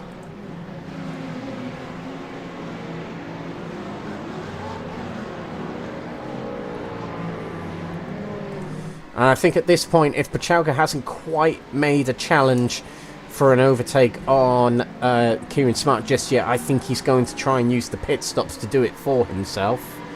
That would be my prediction at this point.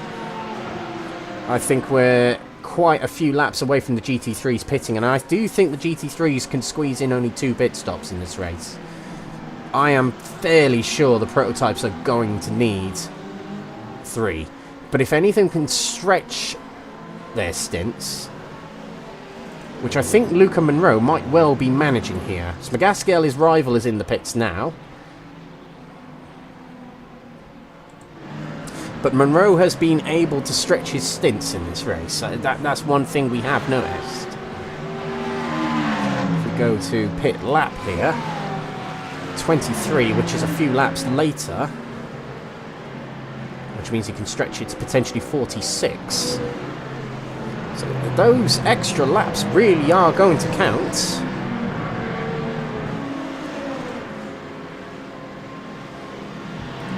In the pits is Gabriel Papaconstantino. Now, he caught Ruben Pino, and I just wondered if he thought, right, I'll take a pit stop now so I can get an undercut on Ruben Pino. But it may mean a longer pit stop. That's the only thing. He'll have to take on more fuel here. And he leaves his box now. So we'll just have to see when Ruben Pino comes into the pits later on. But our leader in the bronze category is still Jeffrey Kruger. And despite the damage on the rear right we saw earlier with the collision with, I think it was Hugo Silva earlier on, he's able to still stretch his gap in the bronze category. A bit of traffic here around the GT3 Golds. Wide goes Silva. Oh, and he's able to just about keep it in front of Pachalka there, but that was looking a little bit worrying for Kieran Smart. And this is it. When you get lots of traffic approaching from behind, it does make you nervous. You do have to maneuver around on the racing line, keep it away from the marbles, but still get yourself a good optimal racing line to keep ahead of your rivals.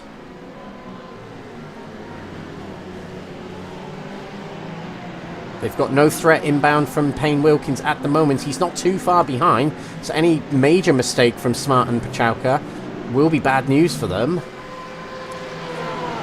But there's no imminent threat from Payne Wilkins at the moment.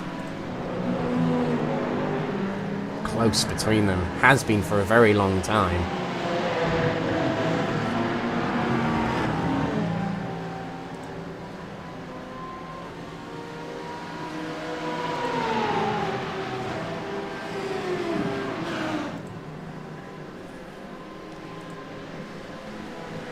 Been nice and snug behind Kieran Smart here. I'm just going to go on board with Pachalka for a little bit. I'm going to see if he's actually doing any lift and coast. Luca Monroe's in the pits, so we'll see in a moment where he ends up. Oh, and the rear end gave way on Pachelka then. He had to stamp on the brakes to get it back into a straight line.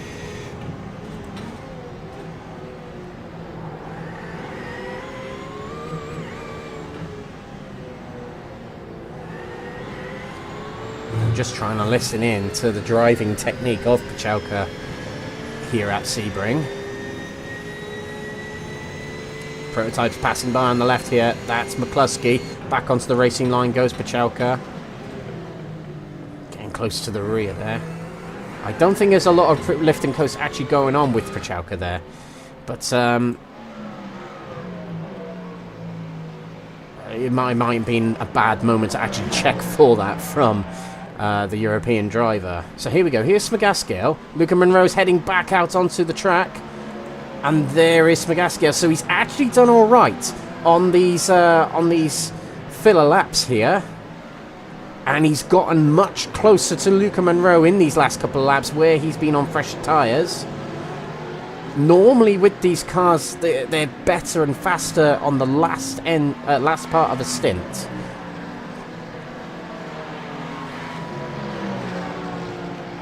And the 4-second gap here between Monroe and Smigaskiel will suggest that Monroe has had a few bad laps compared to James in the Aztec racing car here. Trying to get by Ben Bennyworth there. Held up a little bit heading out of the hairpin.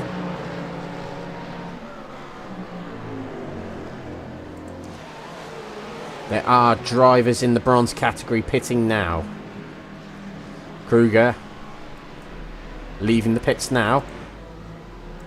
So we see Elvin Sykes, his teammate, passing by.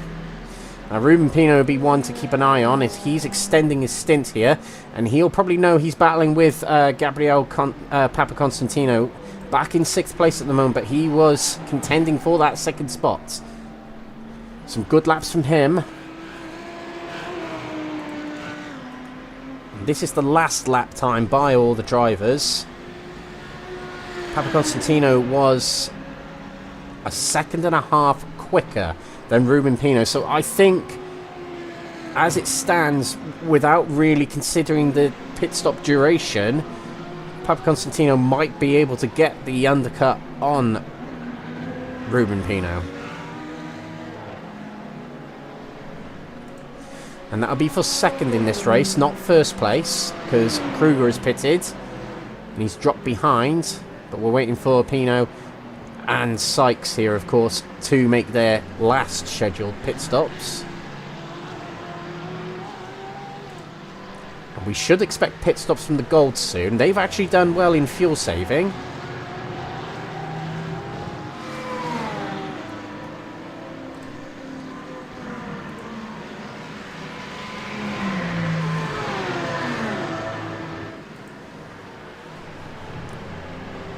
Let's see when that pit stop comes. We're heading into Le Mans Curve now, which is the penultimate corner on the Sebring Raceway.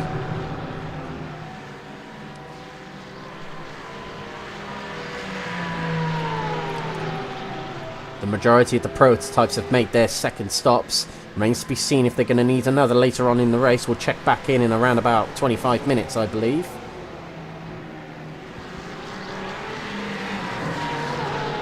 Carrying on for another lap are these Gold GT3 drivers. Jesse Payne-Wilkins has been in the pits, along with Ben Alcher, who's dropped off a little bit from Jesse Payne-Wilkins, who's getting a little bit held up by Ben Bennyworth here, it seems. Oh, this is a prototype making their way around the outside there.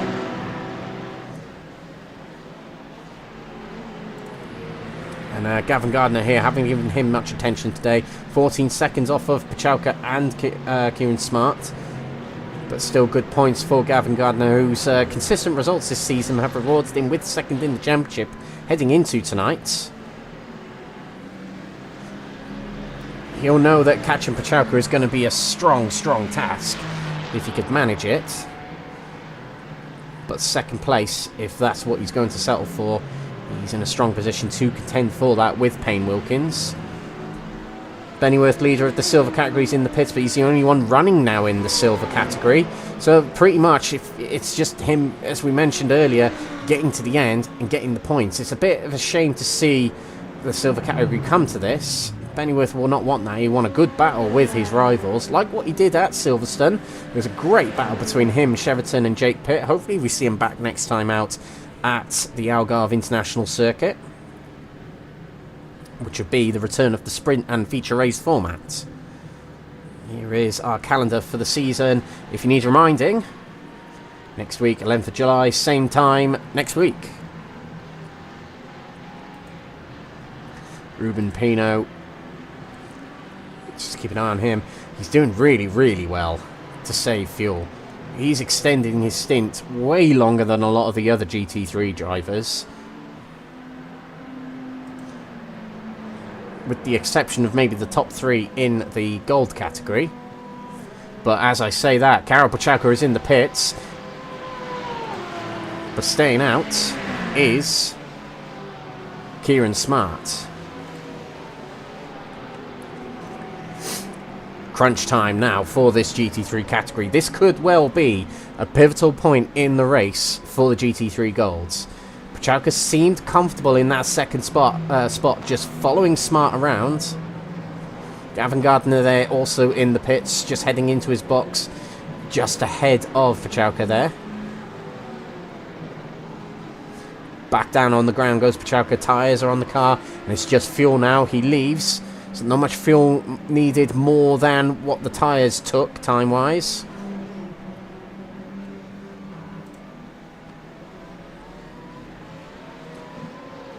And Puchalka actually had a longer stop than Gardner. So I wonder if Gardner took on less fuel and tried to make things a bit more risky. Puchalka going a little bit safer. Now Kieran Smart's time, pit time says 34 seconds there. That's because that was his first pit stop much earlier in the race.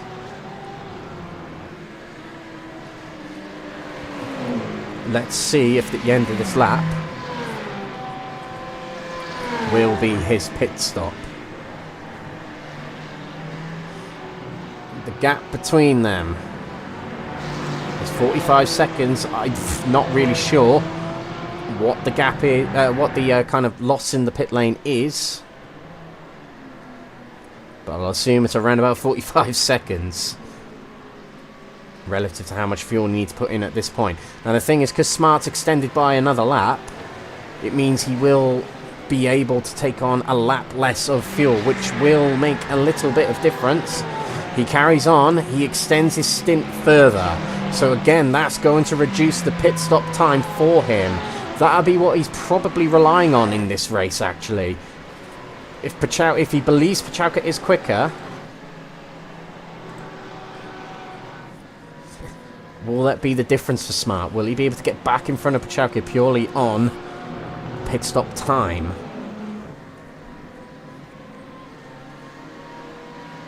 It's around about a gallon of fuel you use in these GT3s, probably less of a gallon, probably 0.9 used per lap here, and it takes around about a second actually per gallon, probably even more than that actually.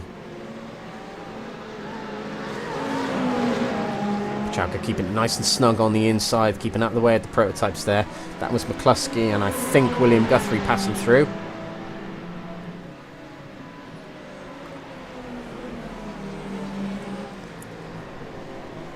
A couple of cars around Kieran Smart here, which won't help his task. Just up ahead, I think that's Elwyn Sykes in the bronze category. He's held up by him, and a prototype on the inside there. That was James McGaskill taking a late entry there into the corner. That might have backed him off a little bit, did Kieran Smart. He's got McCluskey on his outside there. That'll be nice and easy to let through.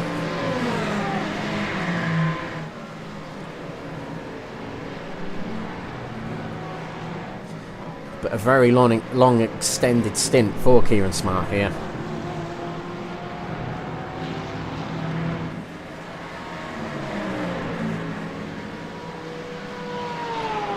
Something else I could look at here is pit lane time. So you can see Kieran Smart last time in the entire pit lane was 1 minute and 5 seconds, and Puchalka, due to needing less fuel in the car, it's 10 seconds less he's needed in the pit lane. And a flash of the lights there from Kieran Smart there, from one leader in the category to another, saying that wasn't a very nice move, Max Deleden, who still leads the gold category.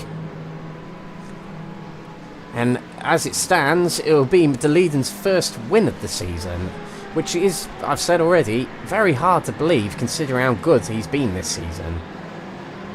But yeah, 10-second difference at the moment between Smart's last lap time, which was maximum fuel presumably, and Puchalka's last pit time. Now let's check back in on the interval time between them. Smart keeps it out for another lap, but Puchalka seems quicker.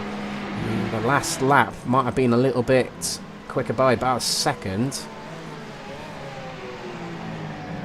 In fact, we can't tell because it was an out lap. Of course it was, Alex.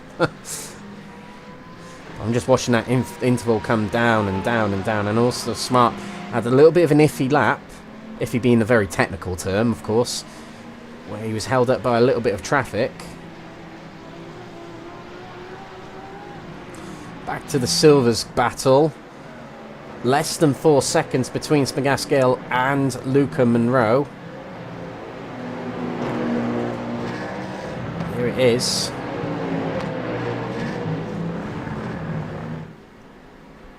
And to encourage Smagascale along is another prototype driver. That's McCluskey, fourth in the gold. So he'll make his way along the side. And that will be for net track position overall. But of course it doesn't affect the points of the category drivers because they score based on their category, not based on their overall positions. So it doesn't affect either driver. But in the pits here is Ruben Pino. Now, we were going to keep an eye on him, Gabriel Papaconstantino, who's heading towards Le Mans Curve now. With less than a quarter of the race to go, Ruben Pino can take on a much shorter stop here. And also in the pit lane is Kieran Smart. So we've got two key battles to look out for. There goes Ruben Pino. There is Papaconstantino heading through the final corner, and Pino's heading towards the pit lane exit. And actually this has worked out for Pino. The much shorter stop has put him back out on track much further ahead of Papaconstantino than it was previously. Now let's get back to the golds. There goes Smart. He's exited his box. Here comes Karol Puchalka down the start-finish straight. On the exit goes Smart. Turns left into the corner, and there is Karol Puchalka. He's still behind. Smart is safe at the moment. And he's actually extended his time, and that is the key here. 3 seconds less time in the box. And just shy of 3 seconds in the whole pit lane. And that is pretty much the gap that's between them here. So Smart actually put in some really good laps there. And actually, if the pit lane time was the same, Puchalka probably would be in front right now. So smart play from Smart there. Brilliant work from him. And we saw Puchalka, well, it was either difficult for him to overtake or he was just kind of sitting behind. If he can catch Smart in the final 25 minutes here, we might see a really good battle between them erupt. Close battle for thirds as well in the gold category. Gavin Gardner has got himself in front of Jesse Payne-Wilkins through those pit stop period there. And he's got himself onto the podium, which is great championship points for him. And these two are actually battling for second in the championship. They are only separated by 4 points heading into tonight's race. So realistically, who's ahead of the two is crucial.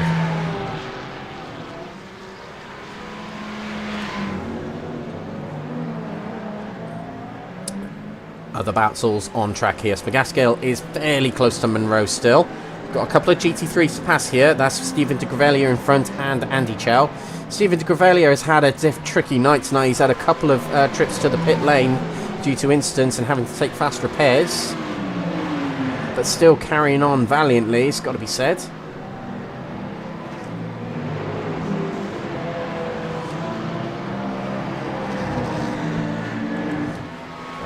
scale. Has dropped back to 4.5 seconds behind Monroe. It's been a good battle between these two all race. It's been quite tense when it comes to fighting for time between them. They did get quite close, but no real lunging overtakes from them.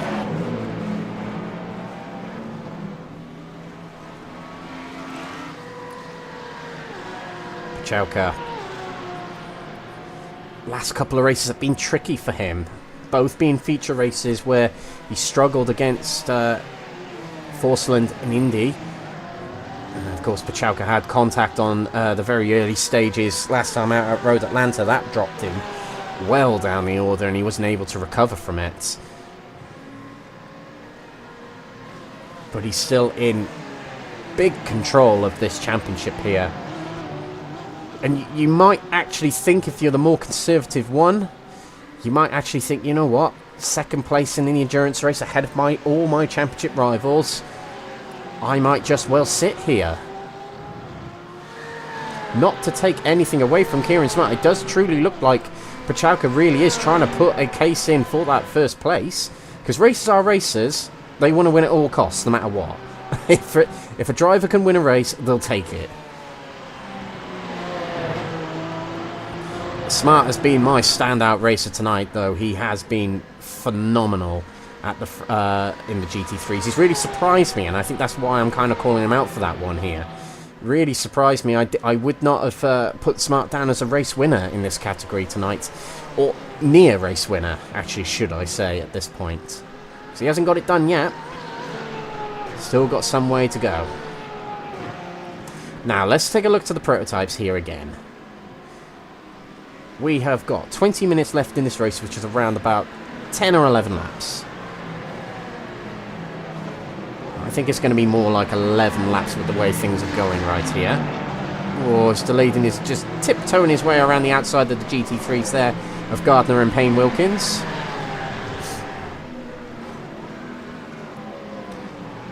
But let's see, the pit lap from Staleedon was 42. Well, realistically, if you think about it, he's probably going to pit on lap 63. With him putting in a full tank of fuel on both pit stops, presumably. I anticipate that Staleedon will need another stop in the next 10 to 12 minutes.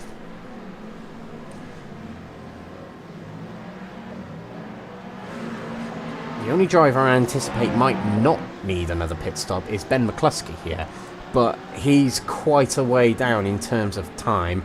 A minute to be precise. Well, actually, that's a minute behind the driver ahead, a minute and 3/4 behind Staleedon. So I don't think, well, he's definitely not going to be threatening of that win if Staleedon, Prosser and Williams need an extra pit stop. And just actually looking at it, McCluskey has had 3 stops in this race.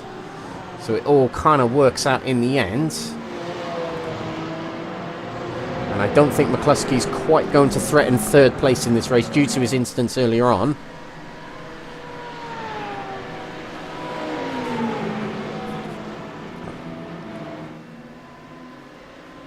So he passes by a few back markers there in the full tilt cars. That was Nathan Healy and Karol Pachauka. He's going to make his way past Kieran Smart here. They're all in their own battles there. Nathan Healy hasn't finished on the podium yet in the silver category this season, I believe, actually. So a 3rd place here tonight, albeit, you know, a couple of drivers retiring from the category. Still good points for him, and he'll take that. And especially for the championship as well, for the purple team.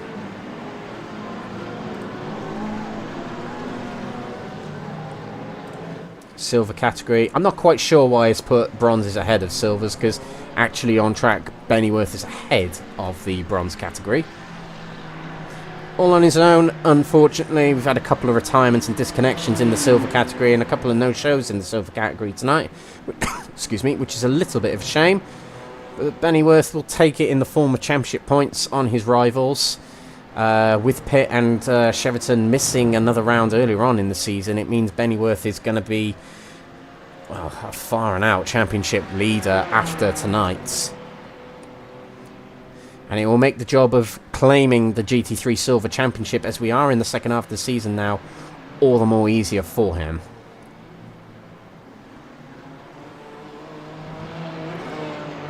And the bronze category, Jeffrey Kruger has been a dominant force this season in the bronze category. I'm just going to try and add up how many race wins he's had. He had a win at...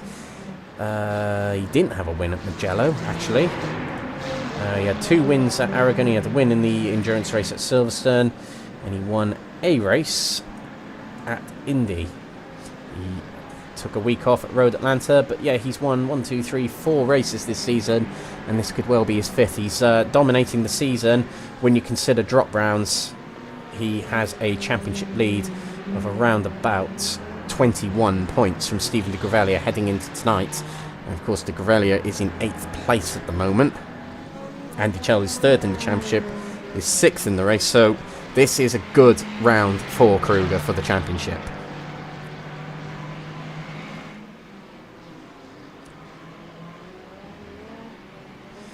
But new winners tonight, plenty. They are galore tonight. As Max de Leiden, Lucan Monroe, as it stands, Kieran Smart, all going to be new winners in the Next Gen Season 5 Multi-Class Prototype League. And as we head into the final phases of this race, next week, we're heading to a track that's fairly new to iRacing. One that I haven't experienced on iRacing yet either. It's going to be the Algarve International Circuit, otherwise known as Portimao. The south region of Portugal, the Algarve holiday destination near Faro. I've been there actually, to Faro, not to the Algarve circuit. But it's a track I fondly liked on Race Room Racing Experiences. That's a simulator anyone is familiar with. It's a track I thoroughly loved on there. And I'm looking forward to seeing these cars hurtle their way around that. It's quite an elevation-driven circuit. Up, down, lots of sweeping corners as well. So it's going to be quite interesting in these cars, which are normally packed with fairly low downforce. So, yeah, that will be very interesting and very entertaining indeed. Can't wait for that.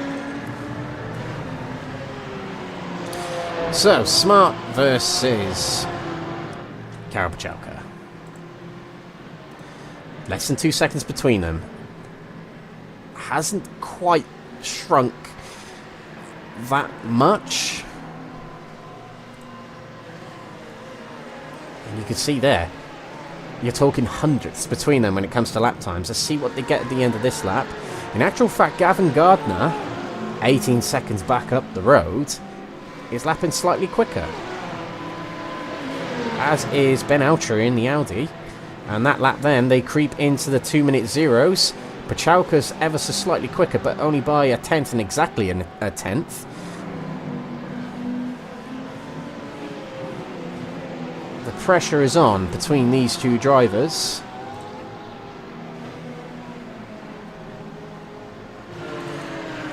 But even with what I was talking about earlier, where Pachalka, you know, for the championship, he actually only needs second place.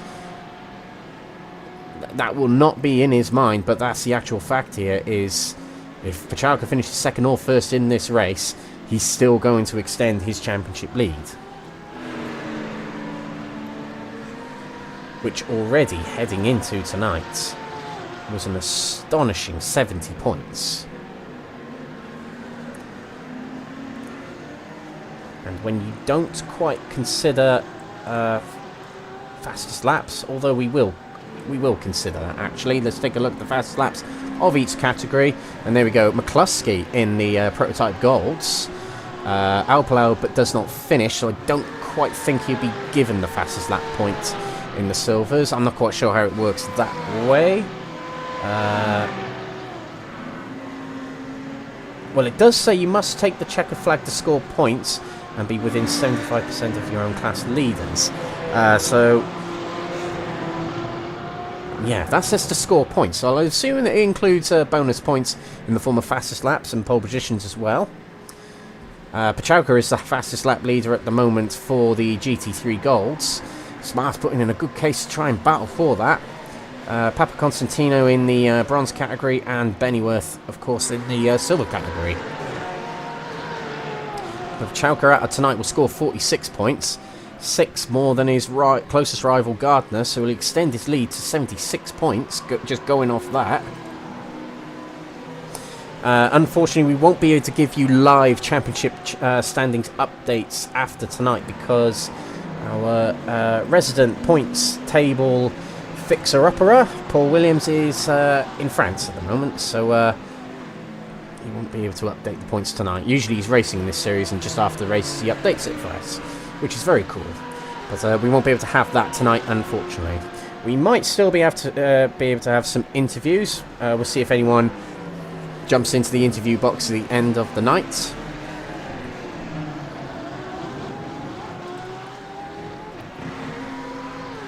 So, the very last lap time, both Smart and Pachalka set 2-minute zeros. Excuse me, but Pachalka sets the fastest lap of the race. So now he's put the hammer down. They're getting lighter on fuel. They're on the final quarter, I would say, maybe a third of their fuel tank, which is a point where the tyres and the car really gel together.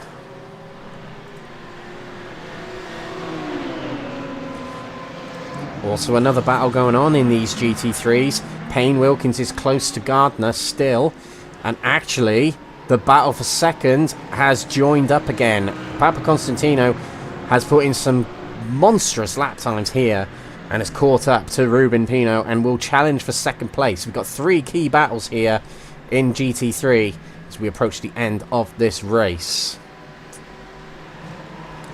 Papa Constantino has been the fastest bronze driver in the GT3s tonight, but a little bit of bad luck along the way has hampered him.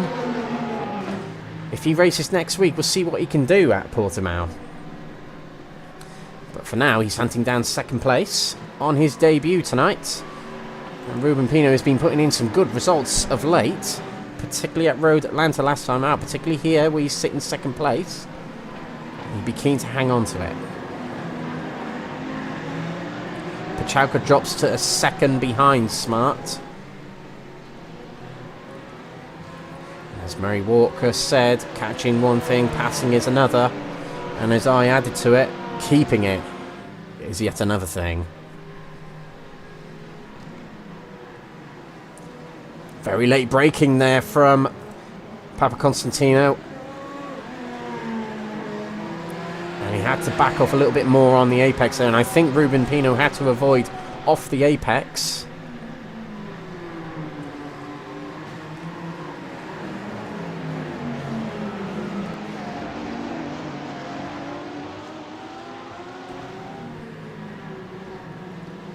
Close between these two.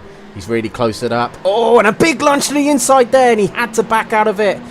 I'm not sure if it was an intentional move, but it's very close there, and Ruben Pino got away with that. Both drivers actually got away with that.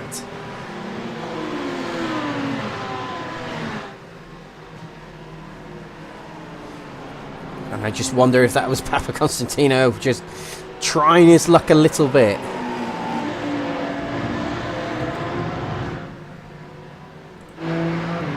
And they've actually got, switch back here, they've actually got the leaders of the GT3 Golds lurking in. So while they're in their own battle, they've got the leaders of the other category catching up with them in their own battle. Pino goes wide at Sunset, and the undercut's going to be here from Papa Constantino, but they've got the leader of the GT3 Golds coming through. Taking to the slipstream is Smythe, flashes the lights to say, come on guys, you need to get out the way. But they're in their own battle. To the inside goes Smart, but to the inside also goes Papa Constantino. This is going to be holding up Kieran Smart here. And it's not quite easy for him to make a move because he hasn't got the advantage of pace like what the prototypes have. Moving over is Papa Constantino. He's going to have to sacrifice a big chunk of time. And he's holding up Karol Pachalka here. It's a catch-22 for him. Does he get out the way and lose time? Or does he continue on? Pachalka's... Smart is past.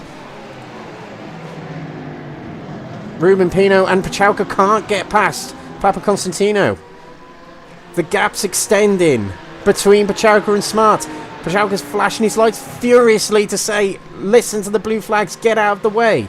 And the rules of this series are, You have to obey the blue flags. It's not instructional, it is you have to concede your position to the driver that is a lap ahead of you. And neither of these drivers at the moment are quite listening. And it was a little lunge there from Papa Constantino again on the apex of Water Tower corner there. Papa Constantino not quite backing off enough there. More light flashing from Karol Puchalka. He's dropping back. More time. 1.6 seconds behind them. Past he goes. Ruben Pino next for Puchalka. 2 seconds nearly between Puchalka and Smart. Pino moves to the inside. Ruben's saying, I've got my own battle, buddy. Get your own. To the outside goes Pino, and I think that's his intention to let through. But look at Papa Constantino, much tighter on the apex, but Pino had a really good exit there. Nice clean line through the corner, actually. It's a very smart drive from Pino here. He's able to keep Papa Constantino behind and away from him. How long can he maintain it? But we must switch over to something momentarily because the prototypes are now going to be taking their stops as predicted, and Deleiden is the first of them. We'll see if any other prototypes heading to the pit soon, but there may be some who have extended their stint long enough. Toby Pross is in the pits as well. I can see that on the timing screen. So Puchalka has some time to make up here. Oh, and there's a spin back there. That's Hugo Silva. Now I want to take a replay because I want to see if there was actually any contact with the GT3s. That's Papa Constantino and Ruben Pino. He just about avoids it there. That was very comedic, actually, right in between them. And they did manage to avoid it.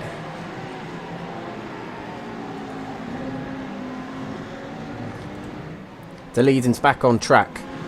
Prosser is back on track, but Gaz Williams continues. And the thing is, we were noticing Luca Monroe carrying on. He extended his stint by, I think, something like a further 3 laps. He makes his way past Jesse Payne-Wilkins, who refuses to let go of that position. A flash of the lights there to say, I'm not happy with that. And he's dropped back a little bit of time from his championship rival, Gavin Gardner, there.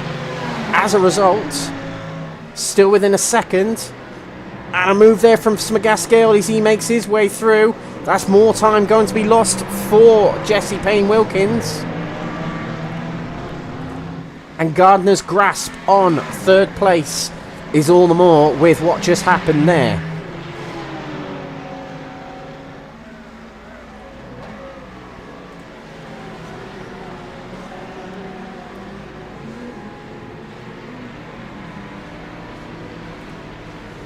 Close here between these two. Actually a good run out of turn number 1 from Papa Constantino. Contact between the two, but not enough to send them off the track. Through goes Papa Constantino. A great move to the inside and past at turn number 1. Can Ruben Pino respond here? We'll go to a replay of that move in just a moment. But fantastic from Gabriel Pino. And he's actually pulling away already. And it looks like it's not going to be a response just yet from Ruben Pino, who did so well to hold second place for a long time. Now, Pino was quicker through the apex there, but he had to back off in the exit because he powered it through the corner too much. To the inside goes Papa Constantino. Later on the brakes, Pino does try to shut the door, but it doesn't work. Papa Constantino was enough alongside to warrant the move and complete it. So that's second place. That's elevated to a move there. Oh, and something's happened to Pino. He's had a spin. He drops off more time, and this all the more confirms Papa Constantino's second place here. Let's see what happens. This is going into Cunningham corner. He's too late on the brakes. It wasn't an overtake attempt. He was genuinely too late on the brakes there. He hits the rear and spins round from Papa Constantino. So that really is going to cement third place for Pino here. But he did have a real good race. So you've got to take your hat off to him for really, really battling valiantly for that second spot.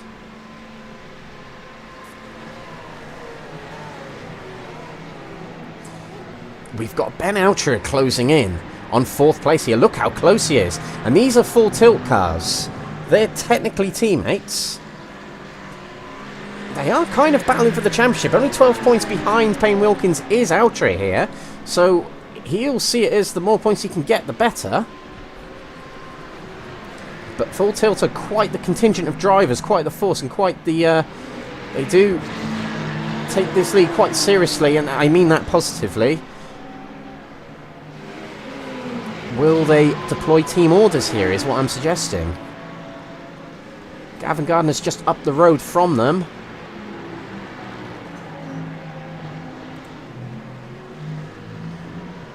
Back to the front of the GT3 Gold. That's Kieran Smart heading into the hairpin.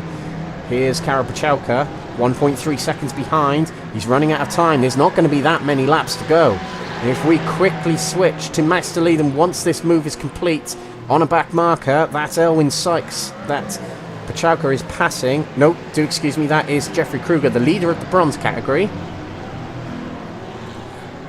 But here is DeLeeden, actually. And when DeLeeden crosses the line, it'll be the white flag. So Smart and Pachałka will presumably get overtaken by DeLeeden very shortly, and it'll be their final lap on the next lap.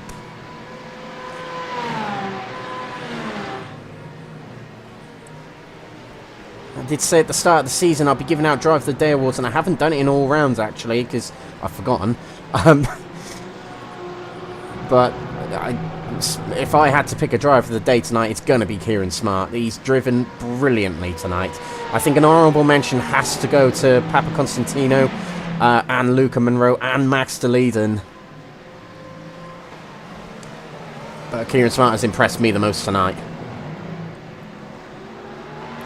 And he's done this by battling so fairly as well. He made a great move on Edwin Forsland earlier on the race to take the lead, and that really started it all off. And he's battled fairly, from what I've seen anyway, with Karol Pachałka.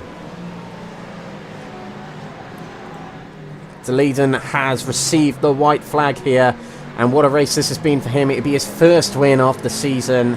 Very surprising that it's come so late in the season for him, but that's just purely how good William Guthrie has been tonight, who's managed to get his way back up to 9th overall and 6th in category. He might well be able to squeeze a 5th out. No, he won't. He's 2 laps behind, so no, he definitely won't. But he's caught up well. He's made up a lot of time considering he had to tow back to the pits.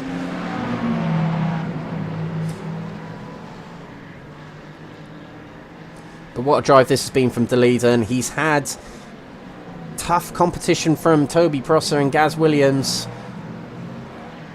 but it's been a clinical drive from the Luxembourg driver tonight.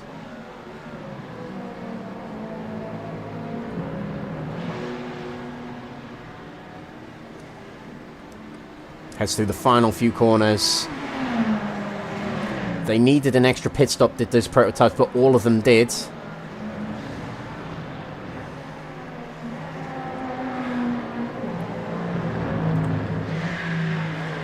Actually, McGaskill and Luca Monroe only needed 2 stops tonight, so they were able to save enough fuel. So that's quite impressive from them two, actually. But Max DeLeeden is our outright winner tonight. Heads through the final corner. He finally gets on the top step of the podium, and it is here at Sebring for the second 2-hour endurance race of the season. He takes the win. Next to come across the line is going to be Kieran Smart to take a debut win in the series, and takes a win from Karol Pachałka, who's been so dominant this season. A clinical win from Kieran Smart as well, and a flash of lights to say well done from Pachałka there. Brilliant, brilliant racing from him as well.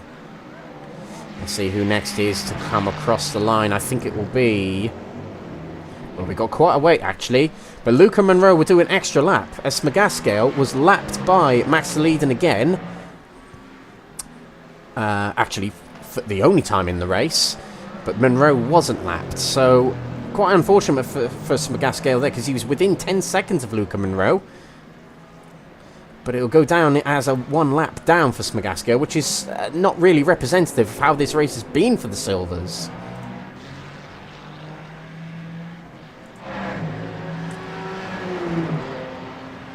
think Bennyworth's going to be the next to cross the line. Kruger's a little bit further behind. They're on the same lap, is Bennyworth and Kruger. Excuse me, Luca Monroe will be the next to cross the line. So, yeah, what a race this has been for Monroe as well. He's already weaving down the straight to celebrate, and that's Bennyworth back there as well. But maybe Monroe knows he's on the live stream here. Stop showing off, mate. He's been a brilliant, brilliant race from him as well. He was kept very honest from James McGaskill. There's been a great battle between them two all race. But it is Luca Monroe who comes out on top of the two. He'll come across the line to take a win in the silver category. Still showing off.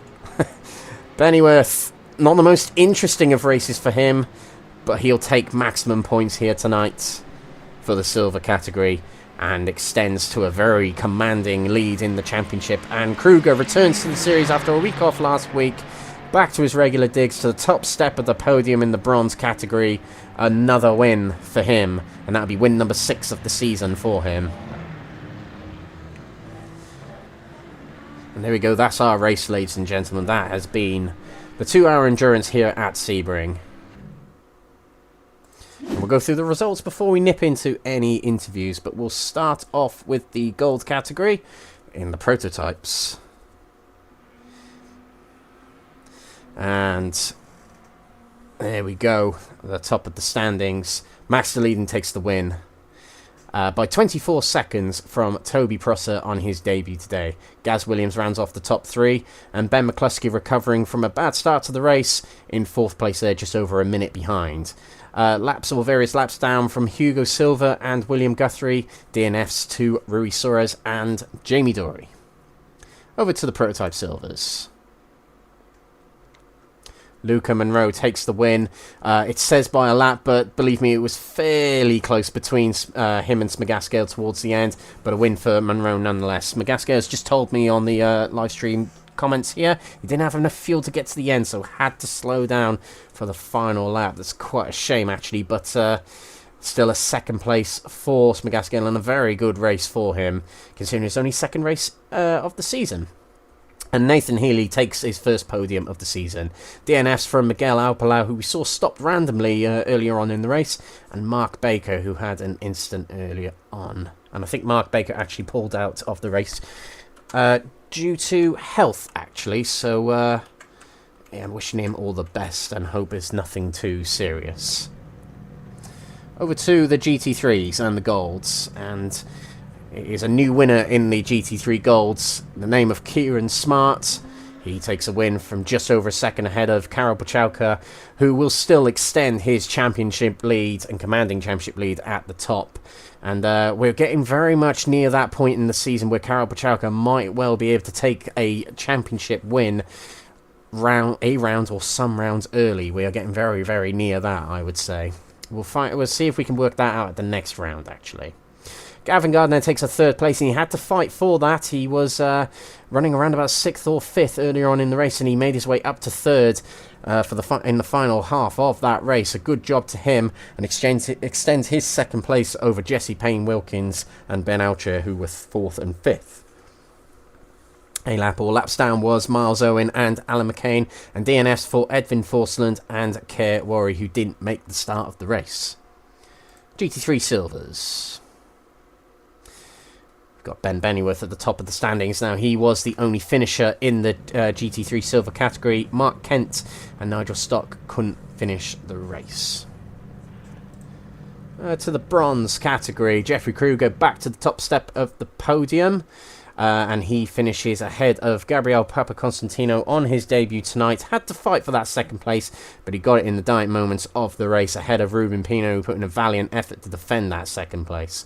Elwyn Sykes in 4th position with Andy Rooney in 5th, and Andy Chell rounding off 6th place. David A. Favo and Stephen de Gravelia more laps down in 7th and 8th, but all were finishers in the bronze category. So I'm just going to put the points on the board here as they were heading into tonight. And as we mentioned, Max DeLeeden coming into tonight just 1 point behind William Guthrie heading into tonight. But William Guthrie has missed a round, so with drop rounds I still believe Guthrie will be leading the championship, but with tonight's results, it might mean Max de Leiden has a bit of a stronger case for the championship heading out of tonight. Over to the Silvers. Diego Sá did miss tonight. It means he's missed 2 rounds on the trot. But Paul Williams has also missed around, as has Miguel Alpalau.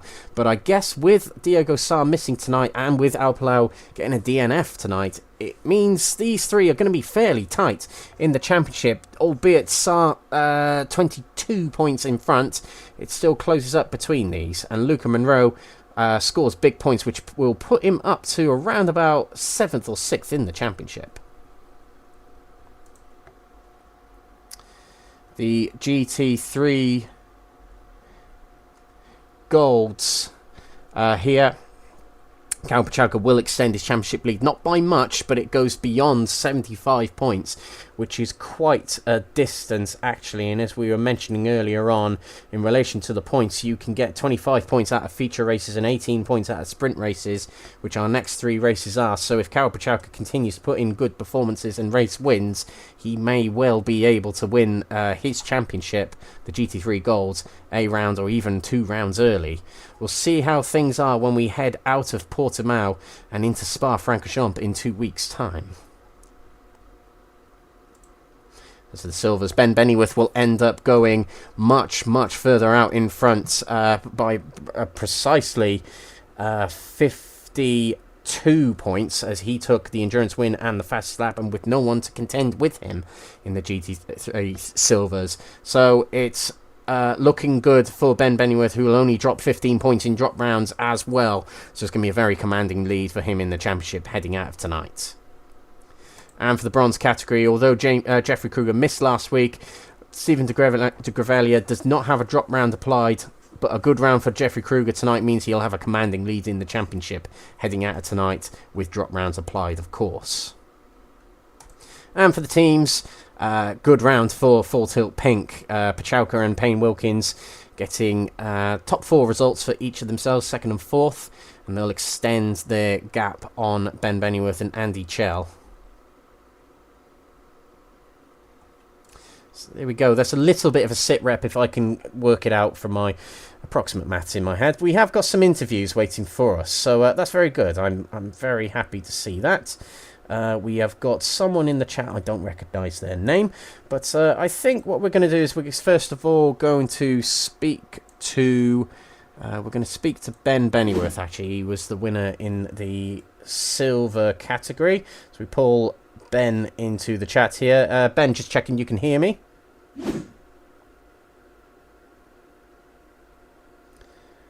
Not quite yet. So in fact, we'll put Ben back in the interview waiting room, let him sort out his microphone. But we'll pull in his teammate to speak on his behalf at the moment anyway. Andy Chell, welcome to the comms booth. Hi, Alex, how you doing, mate? Yeah, good, mate. Not too bad. Enjoyed that race very much. But how about yourself? 6th place for you tonight. How was the race for you? I didn't know where I'd finished, to be honest with you, because it kind of wouldn't save the replay at the end, so I couldn't actually watch back and see where I'd finished. So, well, there you go. You finished 6th. I'll take that. Points at the end of the day. Yes. Yeah, it's points, and crucially, it's points on your championship rival, Stephen de Grevelier, heading out of tonight. He seems to be your closest rival, only about 13 points ahead of you coming into tonight, so points on him. So you can mount a challenge on him for second, well, we're going to say second in the championship, heading out tonight. So that must make you feel pretty good. Yeah, it does. Yeah, I mean, like I said last week, at the end of the day, it's the long game. One race is all right, but at the end of the day, the championship's the end goal. So, yeah, points at the end of the day, good. If nice little lead and maybe or closing in on Stephen will definitely help out. He's a cracking racer. He's just had a bad race today, unfortunately for him. We've had some good battles on track, so yeah, looking forward to it. Hopefully, we'll get to decide it more on track than one of us having a bad race, the other having a bad race. So, yeah, happy with that. Race as a whole, not so happy, but it is what it is. And like I say, points are points at the end of the day. Yeah, So how was the Lamborghini tonight, actually? Because we do talk about it week in, week out, and I can imagine tonight it was quite a bit of a handful because it's quite a low grip track, actually. So how was the Lamborghini tonight? It was strange. So at some points it was awful, and then there were times where I think one of my my friends who was watching, Mike, who was watching tonight, he messaged me saying, at one point, mate, you were the fastest person apart from like up to 7th place, and that's just the Lamborghini to a T. Is at some points it's awful, and then it'll just come alive, and then it'll just drop off on you again, and it's just like, no, I've had enough now, don't want to do it. And then, like I say, last corners, like you say, no grip on it. So there's times when you're steering into the apex of the corner to try and get it out because it's decided I don't want to go this way anymore. So yeah, it's a tough car to drive. It is a very tough car to drive. But it can, some days it'll come to you, and other days it just doesn't like it. And that, to be fair, that's lap on lap. So anyone who's running the Lamborghini like myself will tell you it's difficult. It is difficult. Yeah. It's so. We were talking about this a little bit on stream, actually, but a little bit of retrospect maybe here. But if you could wave a magic wand and change car right now, what car would you drive right now? Right now, I'd take the Corvette. Yeah. If it wasn't for the fact that, like I say, I'm looking end goal and I don't want that 50-point drop, I'd have gone to the Corvette when it came out. Yeah. It's at first I got the Mustang and I played with both. The Mustang's great, but it's very tail happy. It's a bit like the Lamborghini. Once it starts going, it's going to go. Right. Whereas I found the Corvette is very stable. It's a bit more like the Ferrari in that aspect. Okay. So yeah, right now I'd probably go to the Vet, but there is also the BMW. It's not the fastest car, although Ben's doing wonders in it. It's not the fastest. It's one of the older cars out of the GT group. I think there's it in the Mercedes that are from like 2000. Yeah. But it's a very forgiving car. If it's having a bit of a tail happy moment, you can save it. Whereas with, like I say, the Lamborghini, once it's decided it's going round, it's going round, and doesn't matter what you do, it's going. So I think there'd be a toss-up between the Vet or the BM, and I'd probably go for the Vet just because it's new. I'm a car. Well, not only is it new, but it sounds amazing. The BMW's flat six. It's a bit. It's great, but it's not got that. I don't know. It's not got that. When you sit in it and rev it, it doesn't feel race car. Whereas the Vet feels very. It's a V8. Feels very race car. I know that's a bit. Horses for courses. There's probably some people watching like, no, the BM's amazingly sounding, and maybe they think it is, but I prefer the sound of a V8, to be honest. I do agree. I do agree. The BMW's a little bit vanilla, isn't it, compared to the other cars? But that's exactly what makes it good. At the same time, it's it's an all-rounder, isn't it? It can do every track good. Whereas there's other cars that do certain tracks great and certain tracks not so great. But the Lambo's particularly one of them, isn't it? Yes, it is. Yeah, definitely that. I think, it depends. Like I say, it's horses for courses. If you want a car that is going to get you home, you'd probably pick the Beamer. But if you want a bit of fun, you'd go for something like the Lambo or the Vet, something like that. So yeah. Okay, so we are off to Portugal next week, not for a holiday, but for some racing. So, although it's new to iRacing, how are you feeling about the Portimao race circuit next week? I won't lie, it's one that I've never raced at. I've never raced Portimao. I've done a lot of practice at Portimao because I knew this was coming up, but I've never raced it with humans.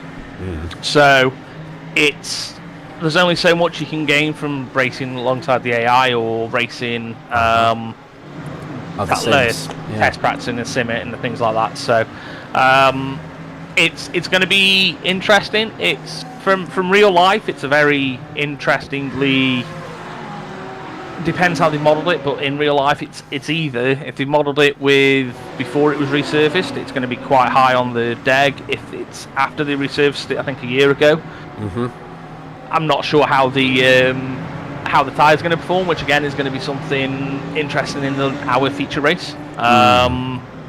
So it's an unknown for me. I'm not going to lie to you. It's going to be an unknown. And yeah, we'll just have to we'll have to see how it goes on the night. But there's going to be a lot of practice sessions before then. Hopefully, being able to get into the practice sessions we have as a service on the league. Yeah. So at least we can get a bit of running with the GTPs in there and get a bit of an understanding how they're going to react around there, because I've got no idea how they run either around the circuit. So yeah, I think it's going to be a big unknown, but it's going to be an interesting one. I think it's one probably a lot of people haven't run, so it might actually make the racing quite interesting, or there's going to be quite a lot of horrendous crashes. One of the two. But we'll see. Yeah. Well, we're very much looking forward to it, because it's a little bit of the unknown. A lot of these drivers, as you said, haven't raced it before. But yeah, before we head off for our remaining interviews, Andy, anybody you want to give a shout out to? Friends, family, sponsors, etc.? Yeah, I mean, I've mentioned Mike already. He's my best mate. He's been my best mate since I was about 11. He was in watching tonight. It's always nice having that support and the little messages of keep you going. Obviously sponsors, like I said last week, and I'm looking at the stream now. You can see the special livery we had on for tonight. You can see our sponsors on there, so we've got quite a few. Shout out to them, and obviously the Quatermass team as a whole. They're a great bunch of people. We're nicely growing, and yeah, looking forward to it. It's a very nice livery as well, so yeah, very nice that you've put that on for tonight. But yeah, brilliant. Thank you very much, Andy. Good to speak to you again, as always. Don't be a stranger. Never will be. Good. We'll see you next time at Portimao. Best of luck. Yeah, thank you very much, mate. Speak to you soon. See you around, mate. There we go. So that was Andy. 6th place for him in the bronze category tonight. Now, we've got some winners waiting in our interview room, which is nice because we haven't had that for a while. We're going to first of all speak to Luca Monroe, winner of our prototype silver category tonight. So first of all, Luca, can you hear me? Yes, can you hear me? Yes, we can. Very loud and clear. It's very, very nice quality on that mic, actually. A race winner. Brilliant. Well done. How do you feel, first of all? Well, I'm completely bewildered at how I managed to do that. It helped starting near the front and 2 of the fastest guys in Proto Silver dropping out, but I'll take any win I can, because I don't think I'll get this feeling again. Sebring is a track that I very much don't really get on with traditionally. I've never been able to extract a good lap time out of it, so I don't know how I managed to win that race. I'm surprised that everyone didn't just come driving past me, but I am so happy. I can't put it into words, even though I just said many words. Oh, fantastic. Well, it was a brilliant battle between you and James all race. Like, how tense was it getting at moments in that race? Because it was super close between you. Yeah, I have my relative like smack bang in the middle of the screen. I was like glancing at it every now and then. There were times when he ended up being like 6 seconds, and then later on in the race 9 seconds back. But at times when he was like closing in, I just hear the Jaws music going dude, dude, and I was cacking it. And so I will admit I'm still quite I'm learning the ropes when it comes to managing slower traffic, and I've always tried to be as cautious as I can. I don't just send it on really far back. I try my very utmost to be respectful of the others, but obviously we all want to win, and so when we see the guy who's probably going to beat us a few seconds behind that, there's a car ahead, I'm like, oh, and man, there were times in that race when, I mean, I was definitely in that first stint I was saving a lot of fuel, which actually did help me a lot later on in the race. And James came out in front of me after the first stop, but I was pretty confident in my abilities, which I've no idea how. I just can't believe it. I'm astounded that I managed to win this race, and credit to James. That was a great battle, great strategic battle, and props to everyone involved. Apologies to all the people who I might have given a bit of scares on multiple occasions, because I'm not going to excuse it. But you can probably understand if you're in my position that if I go for a move, it's for good reason, you know. Yeah. So heading out of tonight, a race win, a little bit of uncertainty with drivers' attendance at the moment in the category, and Portimao next week. How are you feeling for the remainder of the championship? Are championship or top 3 championship hopes alive? Oh, I don't really mind about that. I see the pace of Miguel, and also if we recall back to last week in the sprint race, just being beaten right at the end. Oh yeah, I remember. Yeah, because of my hesitance in lap traffic. Diego, I think, was the one who beat me on that occasion, and I got a bit, admittedly, quite desperate at the end. I thought I wouldn't get close to winning again, but I don't really mind. I still really consider the championships like the 2 classes of car combined. If there was like a hypothetical overall proto class, that would be the one I'd be focused on, because when attendance does drop a little bit, it does put a dampener on things. But nevertheless, I don't know if you know, but I don't own Indy and Aragon, which is why I didn't bother attending either of those. I could have done well at Silverstone, but I messed up a lot and paid the price for it. But for the rest of the season, I have every track, and I, barring any issues, I intend to attend every race. And Portimao is one of my favourites. So, knowing my luck, considering Sebring is a track that I've traditionally not gotten on with at all, I've done very well here. So I'm set to do absolutely pants at Portimao. Well, in reality, you should be feeling good for next week, but we'll see about that. So I want to talk to you about Portimao. Actually, it's fairly new to iRacing, so a lot of these drivers would be very unfamiliar with it. Now, what's your experience with Portimao? Is it other sims like Race Room or anything like that, or have you driven it a lot on iRacing in recent weeks? Well, I don't actually think there is a sim out there before iRacing that has had Portimao on an official basis or for very long. I don't really play enough AC to have taken advantage of the mods, but Portimao for me has always been a huge favourite. I absolutely love tracks with undulation, and Portimao is a roller coaster, quite literally. Yeah. So I know I'll probably not. Look, my qualifying isn't really that good. That's why I've done well today, because I was near the bottom of the standings, and there wasn't any qualifying, so I automatically was towards the front. But even if I don't do that well at Portimao, I just plan on having a lot of fun with it, because I love driving that track. My highlight at Portimao, I did an IMSA Endurance Series race solo on, I think, the last week of March, and I finished 4th in that particular split.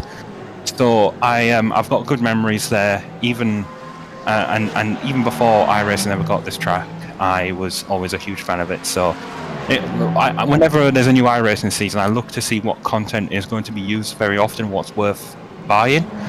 And I'd already decided to buy Portimao before looking at the schedule. I love that track so much. It's a beautiful track to drive. I've raced it a lot on Race Room, and it's one of my personal favourites. So I'm looking forward to watching you guys drive around it next week. Really am. Before we shoot off, Luca, second of all, congratulations tonight. But is there anyone you want to give a shout out to? Any friends, family, or sponsors? Because it is the first time we've had you in the interview room. Well, first of all, I'm a writer for Overtake. This is how I've gotten a lot of connections within the community, and I appreciate everything that these guys have allowed to open doors for me.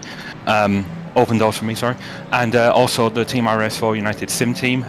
This all came about because I wanted to race in a couple of events that I have been personally responsible for conjuring up.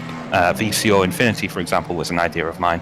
And so Sophie, Erwan, and Yvonne Houfla both put up with me quite a lot, because I am quite a nagger in a way.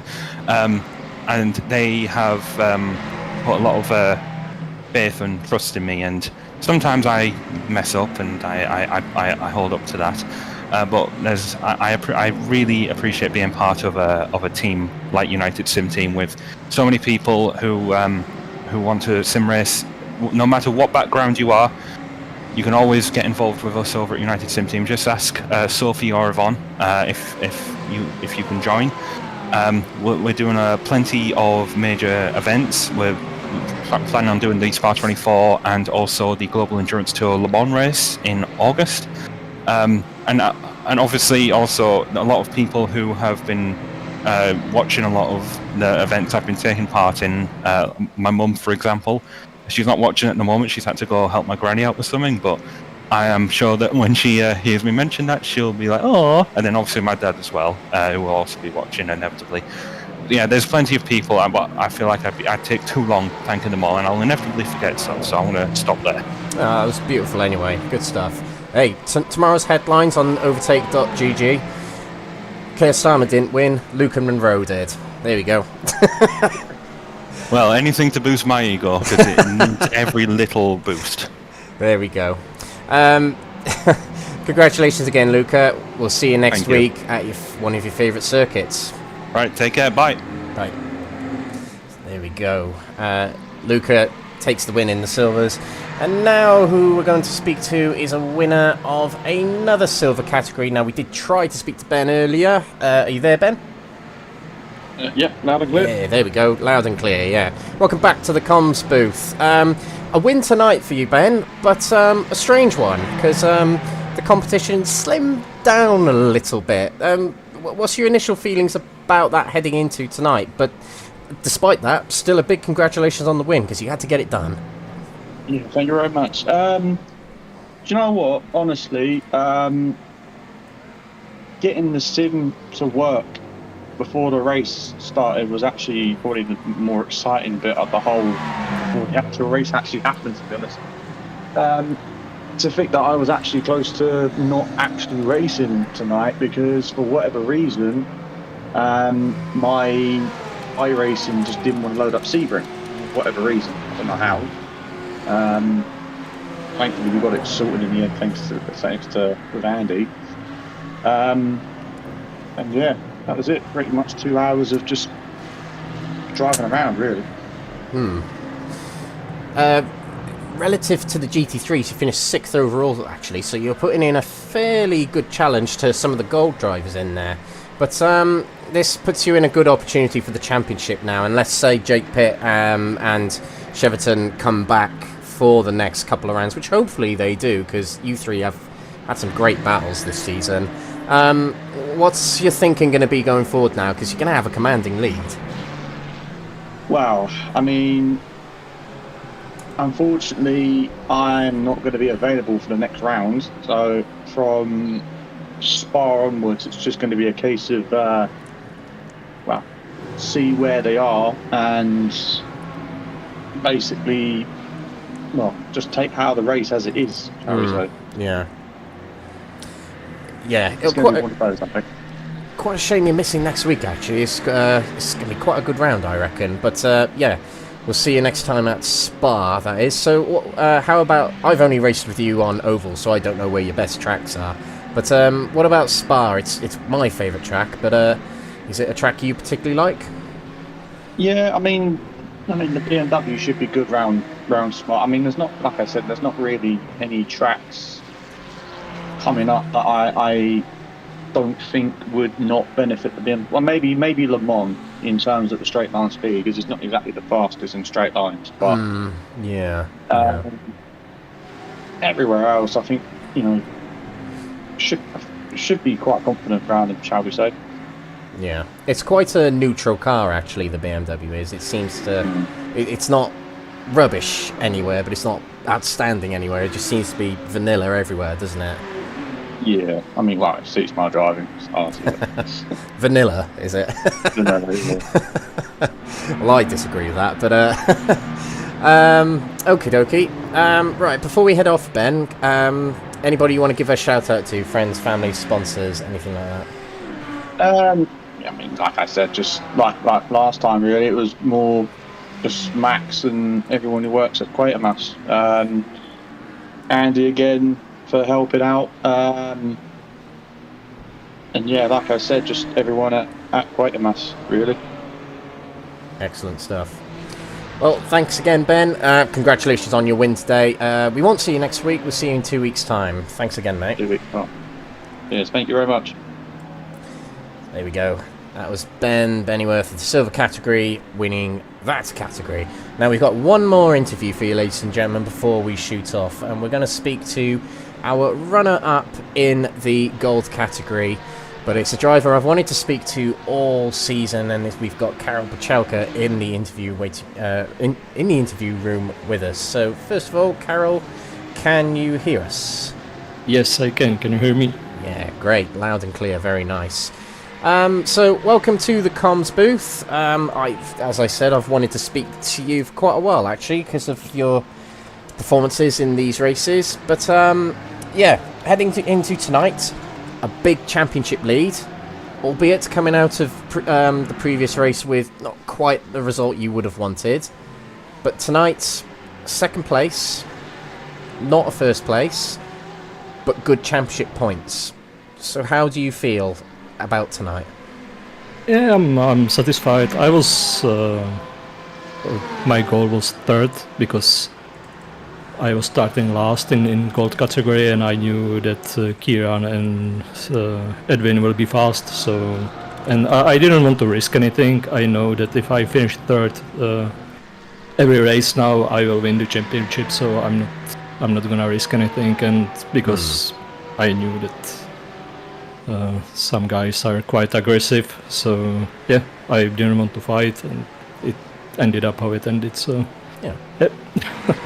I did sense that when you were driving, you were content with where you were. So, would you say that style of driving now is different to how it was, let's say, at Indianapolis 2 rounds ago, where we were early stages in the championship? But would you say it was different? I mean, my style of racing? Yeah.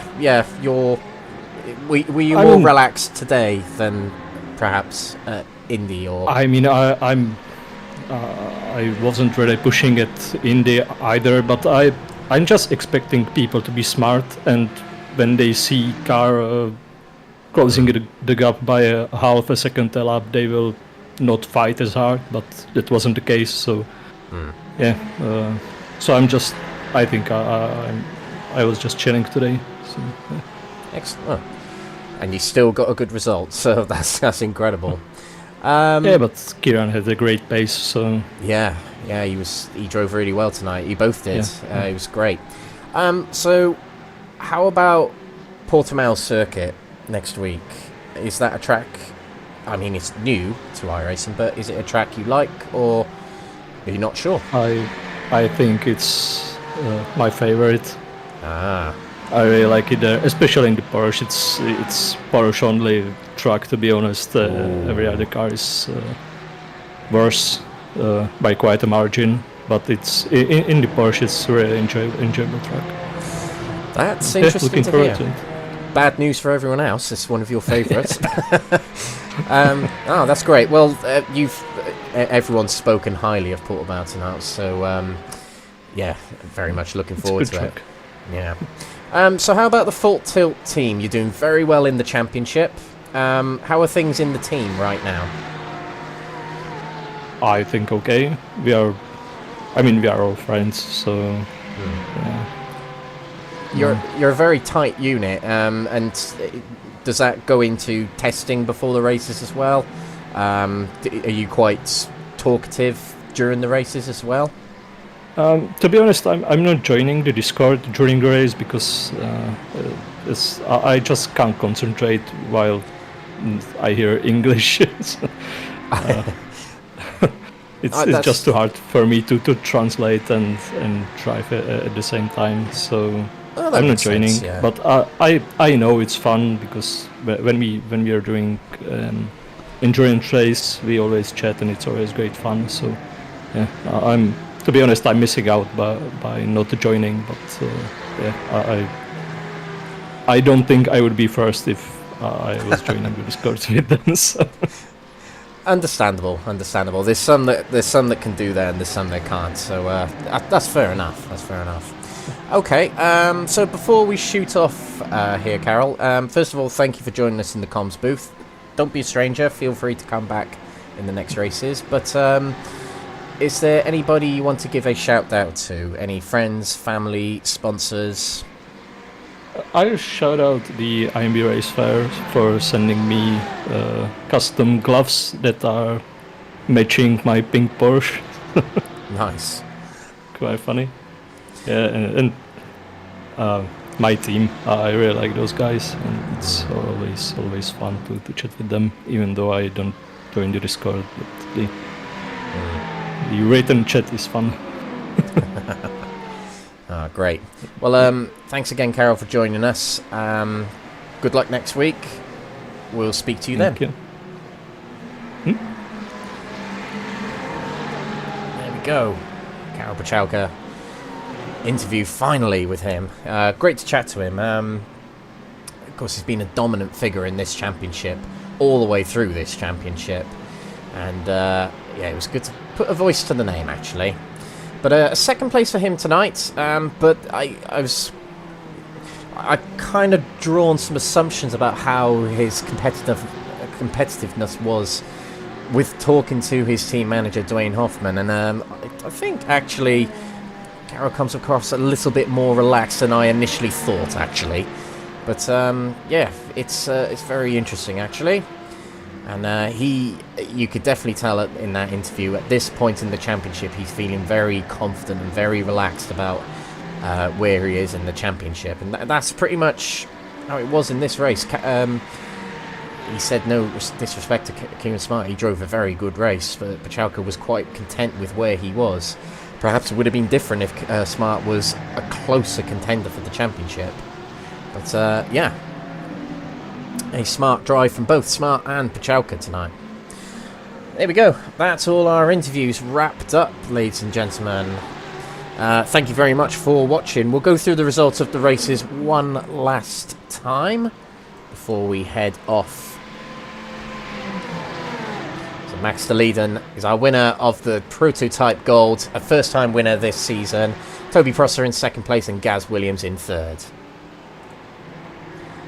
In the Prototype Silvers, Luca Monroe takes a debut win this season, and he said in his interview, quite surprising, but he very much enjoyed it and is very, very pleased. James McGaskill put in a very good battle for that top spot in the Silvers and ran out of fuel towards the end. And Nathan Healy rounds off the top three in the Prototype Silvers. GT3 Gold's a win for Kieran Smart as first of the season for him, and Karol Pachałka, battling with him for the majority of the race, takes second position. Gavin Gardner rounding off the top three. In the GT3 Silvers, only one finisher in this category, and it was Ben Bennyworth, the winner of the race, taking maximum points out of tonight.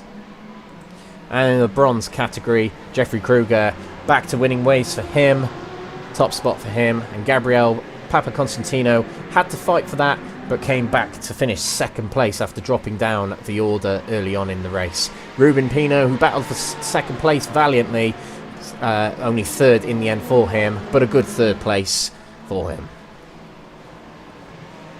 Thank you very much for watching, ladies and gentlemen. This has been Sebring International Raceway for round 6 of the championship. We're heading off to Algarve, South Portugal next time, not for a holiday, but for racing. It's the Portimao race circuit that's described as a roller coaster. It's new to iRacing, it's new to all the drivers, it's new to us, and it's going to be a very interesting round on a very exciting circuit. Tune in at around about 20 minutes to 8 o'clock, so 7:40 UK time, next Thursday on the 11th of July. For what will be round 7 of the championship. This has been the Next Gen Racing Multi-Class League. I've been Alex Everett, your commentator tonight. Huge thank you to the sponsors, partners and affiliates of Next Gen Racing that include Benji Sim Photos, Mark Sykes Designs, Higgins Automotive, PowerMax Racing, Motorsport UK Esports Division, Sam Cases, Joyce Design and Douglas Motorsports. Thank you for watching round 6 tonight, ladies and gentlemen. We'll see you next time at Portimao. Good night.